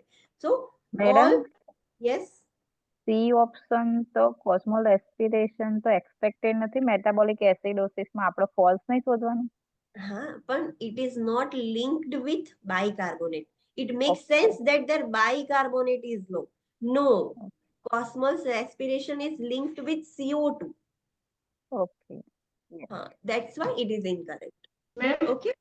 હા, આ સાટા ક્વેશ્ચનમાં બધા સિલેક્ટ થઈ શકે? હા, થઈ શકે. હા. બધા એવું ના correct હોય? એવું ક્યાંય મેન્શન નથી કે only more than 2. You can select all the options. એમાં બધા ઓપ્શન્સ પણ કરેક્ટ હોઈ શકે. Select all that apply. એટલું કહીને Ma'am. છૂટી ગયા. It can be either one. એમાં એવું પણ હોય કે one બી સાચો હોય. એવું ના હોય કે સાટા એટલે ખાલી બે હશે કાં તો બધા નહીં હોય. It is not like that. તો આ કુશમલ વાળું લાગ્યું બટ એવું હતું કે બધા ના થઈ શકે તો પછી મેં એક્સપ્લોર કર્યું. તો બધા કરેક્ટ. સાટામાં always play your safe side. સાટામાં કેવું હશે, તમારે ફોર એક્ઝામ્પલ અહીંયા હતા A B C D and E. તમે જો A B D કર્યું તો ધેટ ઇઝ કરેક્ટ, તો તમને 3 સ્કોર થશે. હવે ફોર એક્ઝામ્પલ ઓપ્શન્સ હતા A B C D and E. એમાંથી કરેક્ટ ખાલી A C અને D હતા and you have selected A B and D. તો તમે એક ઇનકરેક્ટ સિલેક્ટ કર્યો છે, તો તમારો સ્કોર શું થશે? Correct minus incorrect. So 2 minus 1. તમારા કરેક્ટ 2 હતા, એમાંથી એક ઇનકરેક્ટ હતું, તો 2 minus 1 તમને સ્કોર 1 જ મળશે. સો સાટામાં એક વસ્તુ સેફ યાદ રાખવાની કે જ્યારે તમે શ્યોર હોવ કે ના ધીસ ઇઝ ધ આન્સર, ત્યારે જ સિલેક્ટ કરવાનું. રોંગ આન્સર સિલેક્ટ કરી દેશો તો એ નેગેટિવ માઇનસમાં જતું રહેશે. જેટલા કરેક્ટ કરે છે એમાંથી બી એક ઓછું થઈ જશે. So you have done good thing. તમને એવું લાગ્યું ડાઉટ હતું તો તમે ના કર્યું, તો તમારા 3 તો સ્કોર થયા. જો તમે રોંગ કર્યું હતું એક માઇનસ થઈ જાય. તો સાટામાં એક વસ્તુ શ્યોર યાદ રાખવાની કે તમે 100% શ્યોર હો ને ત્યારે જ એ ઓપ્શન સિલેક્ટ કરવાનું. એવું નહીં વિચારવાનું કે ના હું બધા કરી દઉં મને વધારે માર્ક્સ મળશે. It is not like that. Wrong કરશો તો એ માર્ક્સ જેટલા ગેઇન થાય છે એમાંથી બી ઓછા થઈ જશે. સો સાટામાં એ વસ્તુ ખાસ યાદ રાખવાની. Okay, Yes, ma'am. if you are not sure, don't take it. તમે 100% શ્યોર છો તો જ કરો. તમને નહીં કર્યો હોય તો એનું નેગેટિવ માર્કિંગ નથી, પણ તમે રોંગ કર્યું તો નેગેટિવ માર્કિંગ છે. તમે સ્કીપ કર્યું એટલું ઓપ્શન તો તમને માર્ક્સ કટ નથી થવાના. જેટલા કરેક્ટ છે એના તો મળશે જ, પણ રોંગ સિલેક્ટ કર્યું હા અને તો મેમ 4 માર્ક્સ તો મળશે જ. હા, યસ. મેમ આગળ પાછળ થઈ જાય તો ચાલે? જેમ કે A B D કર્યું પછી આપણને એવું લાગે કે કદાચ C પણ છે તો એ 4 ના માર્ક્સ મળે કે પછી? ચાલે ચાલે. એમાં સિક્વન્સ મેટર જ નથી કરતી. ઓપ્શન સિલેક્શન નું જ છે ખાલી. ઓકે. સિક્વન્સ ના.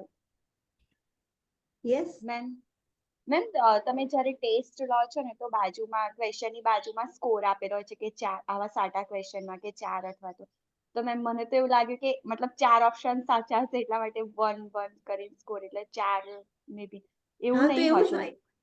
એવું જ હોય. આ એટલા 15 નંબરનો ક્વેશ્ચન છે. આ કેટલા માર્ક્સ નો છે? 15 નંબરનો ક્વેશ્ચન 5 માર્ક્સ નો છે. તમે 3 એટલે સિલેક્ટ કર્યા તો 5 તમને 3 મળશે. તો મેમ અલ્ટિમેટલી આપણને એ સ્કોર પરથી ખબર પડી જાય કે આટલા સાચા હોય મતલબ આટલા ટીકમાં ક્વેશ્ચન માટે સાચા હોઈ શકે છે એવું એવું હા, કહેવા અને માંગો છો એક્ઝામમાં તમે? તમને સ્કોર નહીં બતાવે. Okay. એક્ઝામમાં સ્કોર હોય કે this question tax 1 mark 2 mark 3 mark. એક્ઝામમાં એવું નહીં હોય.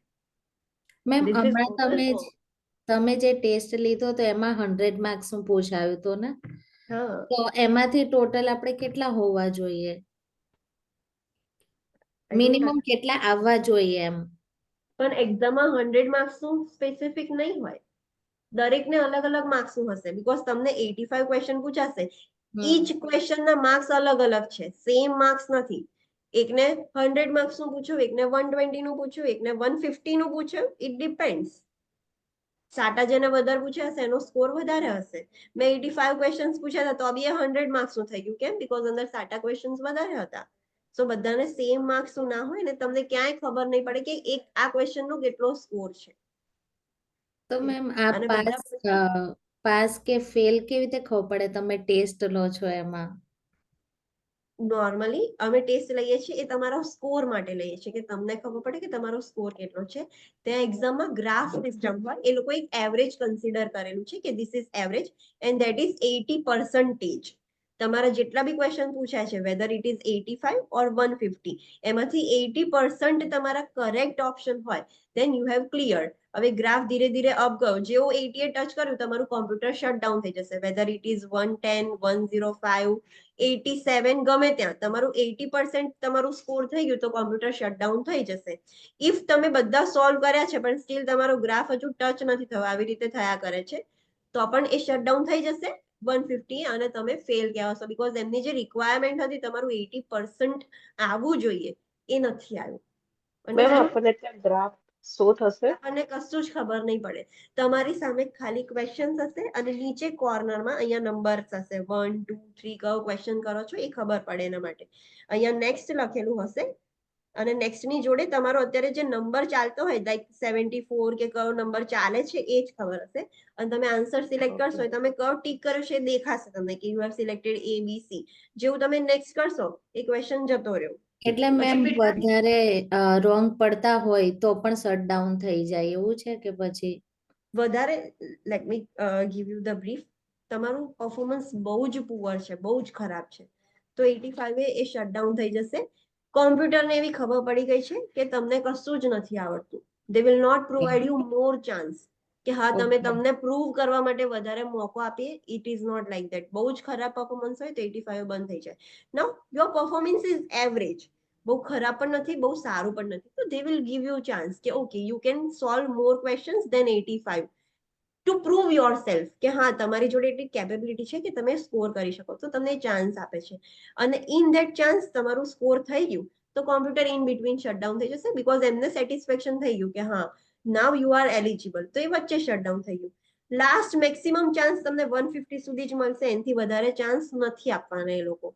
150 સુધી તમને ટાઈમ છે ટુ પ્રૂવ યોર સેલ્ફ. 150 જો તમે તમારી સેલ્ફને પ્રૂવ કરી દીધું તો તમે પાસ. 150 ક્વેશ્ચન્સ આપ્યા છતાં પણ તમે તમારી સેલ્ફને પ્રૂવ ના કરી શક્યા then you are fail. Ma'am if one question ગયો તો પછી એ ફરીથી રિપીટ નહીં થઈ શકે? ના, રિપીટ નહીં થાય તો એ વસ્તુ ખાસ ધ્યાન રાખવાની. તમે ભૂલથી બી નેક્સ્ટ દબાઈ દીધું અને ક્વેશ્ચન સ્કીપ થઈ ગયો, જતો રહ્યો, તો તમે બેક જઈને પાછું એને સિલેક્ટ ના કરી શકો. એક મેમ વખત નેક્સ્ટ કરી દીધું તો ઉપર એ ગયો. સેકન્ડ ચાલતી હશે ને ઉપર? હા, ઉપર ટાઈમિંગ કમ્પ્લીટલી ચાલુ જ હશે સેકન્ડ. અને જેમ નેક્સ્ટ આપણે પોતે કરવાનું મેમ કે પછી પોતે? જાતે કરવાનું, આપણે જાતે કરવાનું. તો મતલબ એવું નહીં કે એક ક્વેશ્ચન પાછળ 2 મિનિટ જ મળે, તમે 3 મિનિટ લઈ શકો. હા, લઈ શકો. 30 સેકન્ડ બી યસ, ચાલે. ઇટ ઇઝ નોટ લાઈક કે એક ક્વેશ્ચન જ 2 મિનિટમાં. કેબીસી જેવું નથી કે ટાઈમ લિમિટ ચાલતી હોય, પણ ટોટલ 150 ક્વેશ્ચન્સ માટે તમને 300 મિનિટ જ મળે છે. તો તમારે એ રીતનું પ્રિપેરેશન રાખવાનું કે એક ક્વેશ્ચન તમે 2 મિનિટમાં સોલ્વ કરી દો. એક ક્વેશ્ચન તમે 10 મિનિટ લેશો તો બીજા ક્વેશ્ચન તમને પાછળ ટાઈમ ઓછો મળશે. મેડમ અને રફ વર્ક માટે મળે? હા, રફ વર્ક માટે તમને એક વ્હાઇટ બોર્ડ કેવું હોય છે એવી રીતનું એક પેપર જેવું હોય, વ્હાઇટ બોર્ડ જેવું હાર્ડ હોય, સ્લેટ કેવી હોય એવું, જેના પર તમને માર્કર આપવામાં આવશે અને એના ઉપર તમારે લખવાનું. રિઝલ્ટ તો એટ અ ટાઈમ નહીં જ મળે ને આપણે? Result after 2 days you will get the result. Ma'am તમારે કેટલા ક્વેશ્ચન હતા? મેં 85 ક્લિયર કર્યું. મેં મારી સેલ્ફને 85 પ્રૂવ કરી દીધું તો કે આઈ એમ એલિજિબલ. Ma'am yes. આ તમે જે પીડીએફ મોકલી છે ને મારામાં ડાઉનલોડ તો બતાવ્યું પણ ફાઇલમાં નહીં બતાવતી, તો તમે મને એક વખત પર્સનલી મોકલી દેજો. હા, I'll send you. Ma'am personally તમને કયા નંબર પર કોન્ટેક્ટ કરવાનું, કેમ કે આન્સર કી બી જોઈએ છે બધું? Okay, you can contact me. The last number is last 013 number છે. મેક એકેડમી 0013 છે જ ને ma'am? 0013. Okay. But you have to contact me before 5. 5 o'clock પછી હું અવેલેબલ નથી હોતી. That's why. 9 to 5 in between that you can contact me anytime.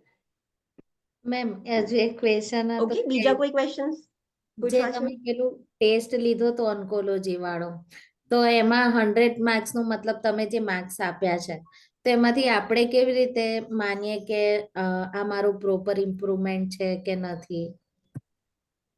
Okay, 100 marks no test હતો, 100 એ 100% હોય તો 80% ગેઇન કરવા માટે તમારા કેટલા સ્કોર કરેક્ટ હોવા જોઈએ?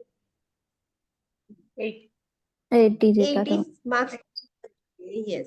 So if it is not 80, તમારા 85 questions હશે ને, 85 પર એ લોકો તમને ચેક કરે. 85 નંબરના ક્વેશ્ચન પર તમારું 50% સ્કોર હશે ને, 50% સાચું હશે તો જ તમને એ મોકો આપશે આગળ જવા માટે. તમારું 50% પણ સાચું નહીં હોય at 85 question તો તમને મોકો નહીં આપે.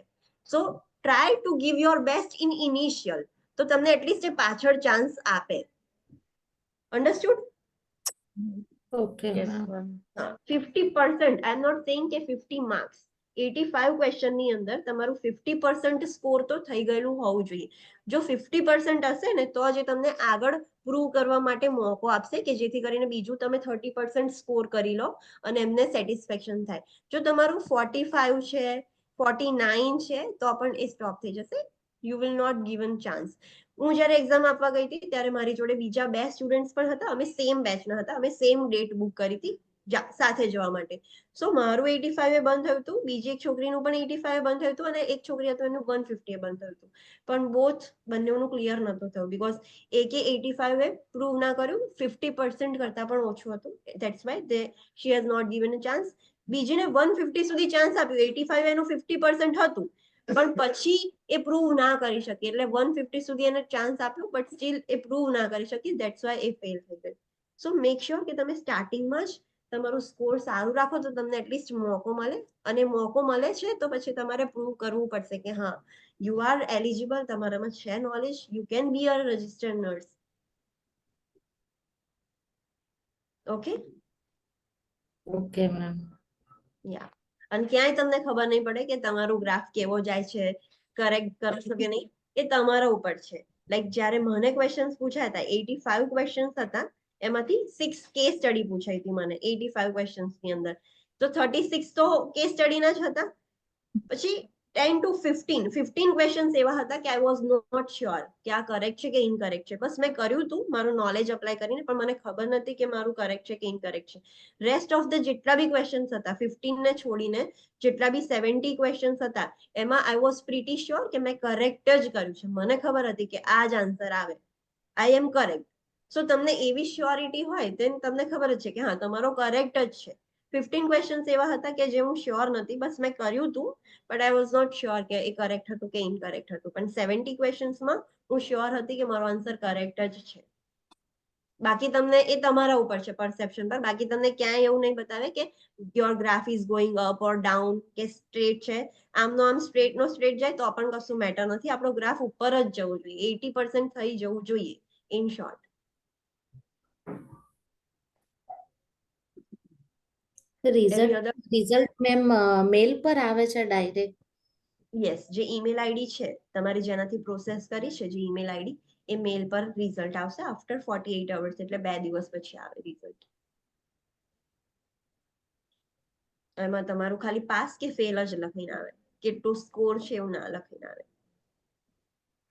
તમે 85 પહેલા લાઈક 70 જ તમારું 80% થઈ ગયું છે તો પણ 85 તો કરવાના જ છે, 85 થી ઓછા તો મળશે જ નહીં. 85 તો તમારે મિનિમમ કરવાના છે ને, મેક્સિમમ 150, એનાથી વધારે પણ નહીં મળે.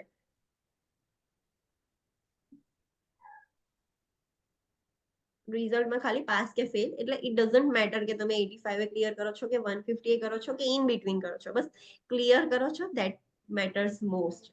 કે ક્લિયર થઈ ગયું, ક્યાંય તમારું કશું જ લખાઈ નહીં આવતું, બસ રિઝલ્ટમાં પાસ ઓર ફેલ એટલું જ લખાઈને આવે છે. મેમ તમે તો જાતે જ પ્રિપેરેશન કરી હતી ને? ના, મેં ક્લાસીસ કર્યા હતા, જાતે પ્રિપેરેશન્સ નથી કરી મેં. મેમ તમે કેટલા મંથમાં ક્લિયર કર્યું હતું? મેં એકચ્યુઅલી ક્લાસીસ મેં ટોટલ ટાઈમ 9 મંથ્સ લીધો હતો, પણ મારી જોબ ચાલુ હતી. સો નવેમ્બરમાં મેં મારી જોબ ક્વિટ કરી અને મેં પછી એવું વિચાર્યું કે I have to do something right now, because જ્યાં સુધી મારા લેક્ચર્સ ચાલુ હતા ત્યારે મારાથી બિલકુલ નહોતું વંચાતું. જેમ હું તમને કહું છું ને કે ઘરે જઈને વાંચો, મારાથી એ નહોતું થતું possible. So then in November month I quit my job and December I was so busy. So જાન્યુઆરીથી મેં સ્ટાર્ટ કર્યું હતું. January, February and March 3 months મેં કમ્પ્લીટલી ફૂલ જાન્યુઆરી મંથ મારે આખું સિલેબસ, આખી જે સોન્ડર્સ બુક હતી મારે ફરી રીડ કરવી પડી, બીકોઝ મેડમ જ્યારે ભણાવતા હતા ત્યારે મેં બુક ઓપન જ નથી કરી. સો એ મારો એક ડ્રોબેક હતો કે મારે આખો એક મહિનો એના ઉપર આપવો પડ્યો. દેટ્સ વાય મેં એ મિસ્ટેક કરી છે, એટલે હું તમને કહું છું કે ડોન્ટ ડુ ધેટ. હું ભણાવું છું જોડે જોડે જ કરી લો તો તમને એ વસ્તુ ઈઝી થઈ જશે. અને લાસ્ટ 2 months મેં ક્વેશ્ચન સોલ્વ કર્યા હતા અને એપ્રિલમાં પછી મેં એક્ઝામ આપી. સો પ્રિપેરેશન તમે 3 months કરી હતી, ક્લાસીસ 9 months કર્યું હતું.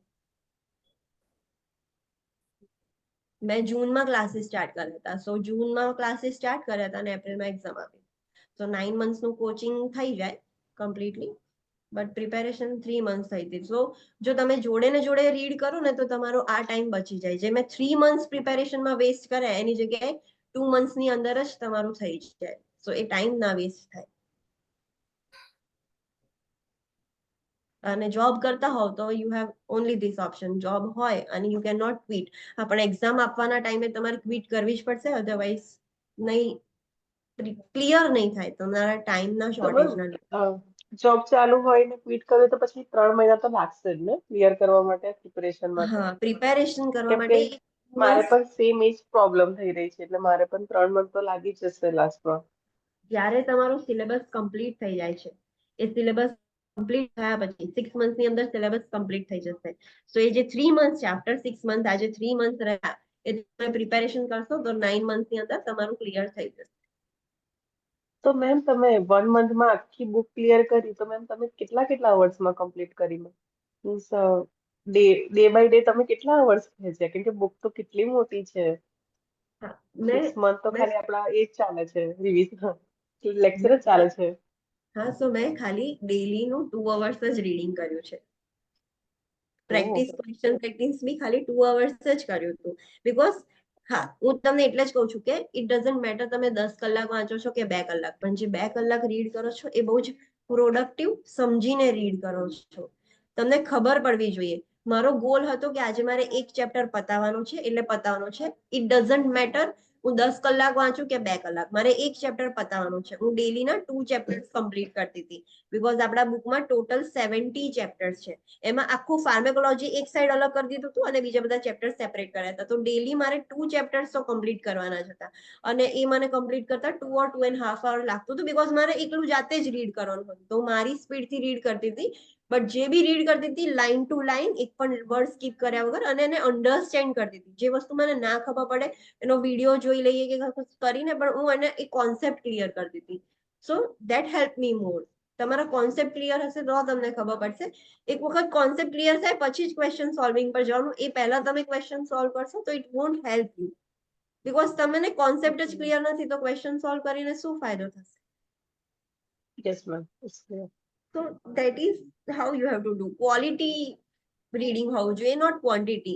18 કલાક વાંચો પણ એ વાંચેલું કશું અંદર ગ્રાસ્પ જ ના થાય તો એ કશાય કામનું નથી. અને એવું તો પણ મેમ નથી કે મેં તમે નથી કર્યું. ફોર એક્ઝામ્પલ ઉત્તરાયણ, જાન્યુઆરી એટલે ઉત્તરાયણ હતી એ વખતે. સો મેં ડિસાઈડ કર્યું હતું કે મારે આજે આ ચેપ્ટર પતાવવાનું છે, તો અર્લી મોર્નિંગ ઉઠી ગઈ, મારું આજનું રીડિંગ મેં કમ્પ્લીટ કરી દીધું, પછી આખો દિવસ એન્જોય જ કર્યું છે, પછી મેં બુક લીધી જ નથી. તો તમારું જે ટાસ્ક હોય કે મારે આ કમ્પ્લીટ કરવાનું છે, તો સૂતા પહેલા એની હવે કમ્પ્લીટ કરીને સુઈ જવાનું. વેધર અર્લી મોર્નિંગ કરો કે એન્જોય કરીને રાત્રે, પણ એ કમ્પ્લીટ કરીને સુઈ જાઓ.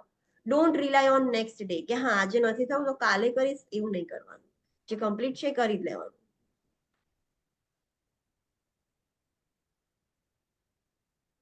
Okay. Any other questions you want to ask? તમારે કશું જાણવું હોય એક્ઝામ રિલેટેડ? બીકોઝ આજે નવો ચેપ્ટર તો સ્ટાર્ટ નહીં થાય.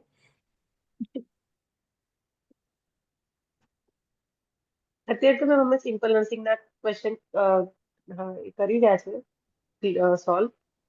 ધેન એક્ઝામના ટાઈમે અમારે શું સોલ્વ કરવાનું રહેશે 2 મહિના જે બાકી હોય એમાં? This is good question. I will suggest don't do simple nursing right now. એક વખતે FON કમ્પ્લીટ થઈ જાય પછી સિમ્પલ નર્સિંગ કરો, બીકોઝ FON એ બેઝ છે, એ દરેક ક્વેશ્ચનમાં તમને જોવા મળશે. સો FON કમ્પ્લીટ થઈ જાય પછી jump to the simple nursing. એમાં પણ આઈ હેવ નો આઈડિયા કે સિમ્પલ નર્સિંગમાં કેવી રીતે કેટેગરાઇઝ કર્યું છે. એમાં સબ્જેક્ટ વાઇઝ કેટેગરાઇઝ કર્યું છે, MSN, FON, OBG, પીડિયાટ્રિક કે મિક્સ હા છે? મેમ એમ યસ એવી રીતે જ છે. Yes ma'am. હા, તો અને મેમ એમાં છે ને જે પેલા બહુ ક્વેશ્ચન છે એવી રીતના બધા જ ક્વેશ્ચન આપેલા છે કે મતલબ એનાથી પ્રેક્ટિસ સારી થાય છે જો કે. હા હા, સો એક વખતે FON કમ્પ્લીટ થઈ જાય પછી તમે જ્યારે સોલ્વ કરો છો તો એમાં MSN કમ્પ્લીટ કરો, બીકોઝ એ ઓલરેડી તમે કમ્પ્લીટ કર્યું છે. MSN યસ ના યસ ચેપ્ટર વાઇઝ લઈ શકો છો. એક વખત ચેપ્ટર વાઇઝ થઈ જાય ઈચ એન્ડ એવરી ચેપ્ટર, પછી આખું MSN જોડે કરવાનું, મિક્સ કરવાનું. યસ પછી MHN આપણે કમ્પ્લીટ કર્યું છે, સો MHN કરો, ઈચ ચેપ્ટર કરો અને પછી હોલ MHN કરો. FON તમે એવી રીતે કરી શકો છો. ફાર્મેકોલોજી કમ્પ્લીટ થયું છે તે રીતે, પણ એક વખત FON પતશે પછી તમે આ કરી શકશો, બીકોઝ FON એ બેઝ છે. એ દરેકની અંદર થોડુંક લિટલ બીટ કોન્સેપ્ટ તો અંદર હશે જ. તો તમને prioritization, acid base imbalance, fluid electrolyte નહીં ખબર હોય તો એ ક્વેશ્ચન બી નહીં ખબર પડે. સો FON એ બેઝ છે દરેકનું. સો FON કમ્પ્લીટ થાય પછી try to solve simple nursing, અને એમાં સબ્જેક્ટ વાઇઝ સોલ્વ કરવાનું. તો મેમ હાલ શું કરે? Okay ma'am. હાલ આના જ ક્વેશ્ચન હા, અત્યારે ખાલી બુકના જ કરો. બીજું જે વચ્ચે વચ્ચે ટેસ્ટ થાય છે એ એક્સ્ટ્રા અત્યારથી ના કરશો, બીકોઝ એ કશું worth it. Okay ma'am. Ma'am હવે બીજો ક્યારે ટેસ્ટ થશે? બીજો test I will think, because મને બી ટેસ્ટ પ્રિપેર કરવામાં થોડોક ટાઈમ મળશે અને થોડુંક વધારે કમ્પ્લીટ થઈ જશે. આઈ એમ પ્લાનિંગ કે FON કમ્પ્લીટ થઈ જાય પછી આખા FON નો ટેસ્ટ જોડે લેવો છે, ઓર એલ્સ એક એક chapter wise, that I will decide. પણ ઇન બિટવીન જે ટેસ્ટ થશે એ તમારા એનાલિસિસ માટે છે કે હા તમે કેટલું તમને ખબર પડી છે. તો તમને પ્રિપેરેશનમાં ખબર પડે કે હા in this point you are lacking, so you can prepare like that. અને યુ વર્લ્ડ તો લાસ્ટમાં કરવાનું છે.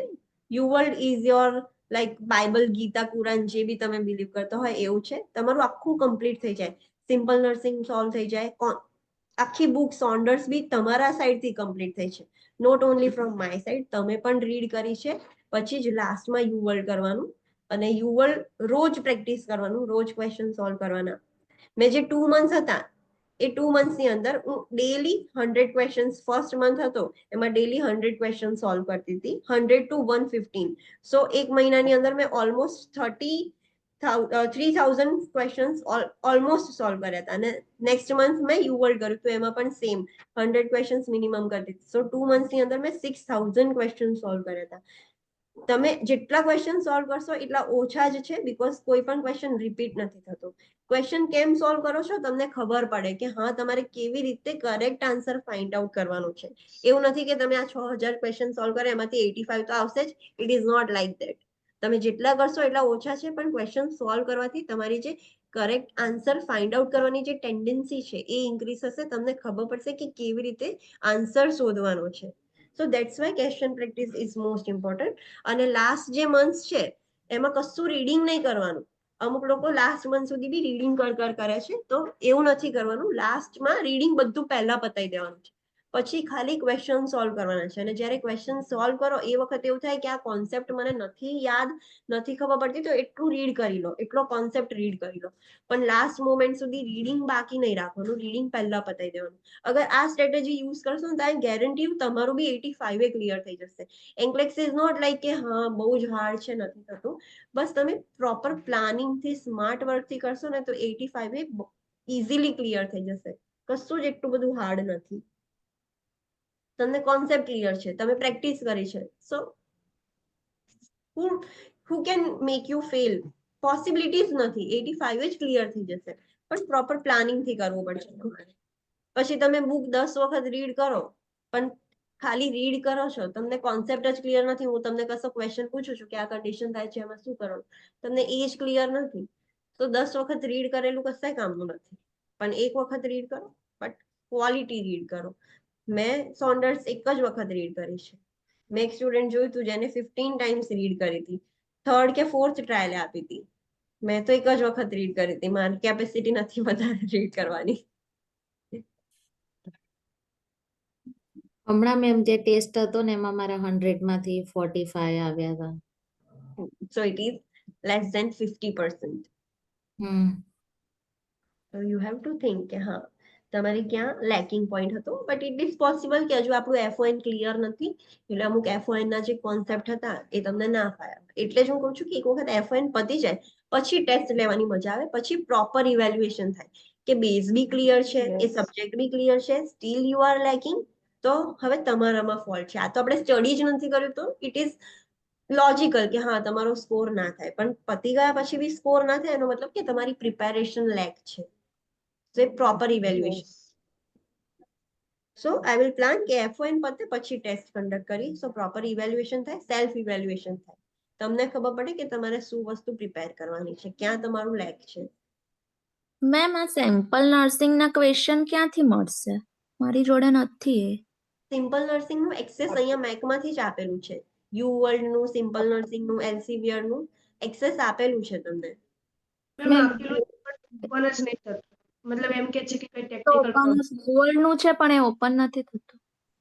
યુ વર્લ્ડ નું છે ને, યુ વર્લ્ડ નું અત્યારે નથી કરવાનું, એમ સેઇંગ યુ વર્લ્ડ ને અત્યારે સ્કીપ કરો. હા, યુ વર્લ્ડ ની અંદર વિડીયોઝ અમુક સારા સારા છે, એ તમારે જોવું હોય તો તમે એ કરી શકો છો, પણ ક્વેશ્ચન અત્યારથી સોલ્વ ના કરશો યુ વર્લ્ડ ના. અને સિમ્પલ નર્સિંગ ના બી વિડીયોઝ બહુ મસ્ત છે. હું વેન આઈ વોઝ સ્ટુડન્ટ મેં પણ સિમ્પલ નર્સિંગ ના વિડીયોઝ જોયા છે, બહુ જ સારા છે એના વિડીયોઝ, તો એ પણ તમને હેલ્પ કરશે. હવે ઓપન નથી થતું, for that you have to contact miss Arpita ma'am, because એ કેમનું ઓપન કરવાનું છે, શું છે, તમને એ ગાઈડ કરશે, તો એમને તમે કોન્ટેક્ટ કરી શકો છો કે મેડમ Yes, આવો ma'am. પ્રોબ્લેમ. મારું પણ ઓપન હતું, એ રીતે એમને જ ગાઈડ કર્યું હતું અને પછી ઓપન થઈ જાય છે. એકચ્યુઅલમાં એના જે વિડીયો છે ને એ બહુ જ સારા છે. તે એ બહુ જ એક્સેસ ચાલુ હેલ્પફુલ. કરાવી જોવું જોઈએ. યસ. સિમ્પલ નર્સિંગ ના વિડીયોઝ બહુ જ સારા છે, ફાર્મેકોલોજી ના પણ ઇવન સારા છે. મારી જે ફાર્મેકોલોજીની નોટ્સ મેં તમને ભણાઈ છે એ simple nursing, you world, Archer અને અમારા મેડમનું બધું મિક્સ કરીને કમ્બાઈન કરીને એ નોટ્સ મેં બનાવેલી છે. તો એ બધા વિડીયોઝ બહુ જ ફાઇન છે.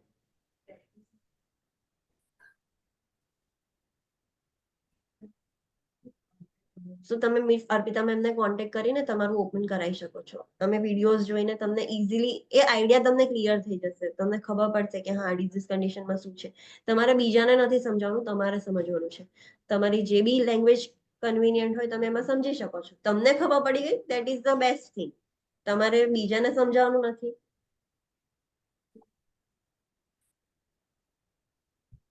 એની અધર doubts?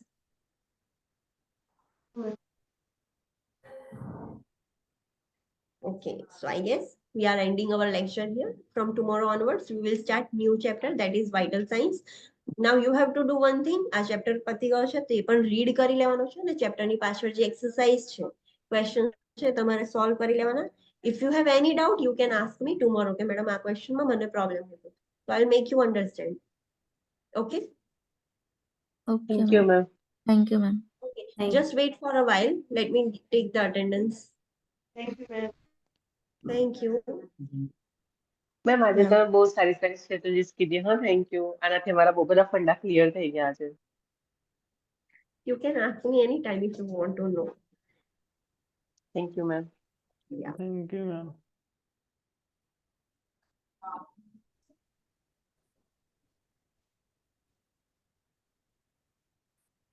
Now you can leave.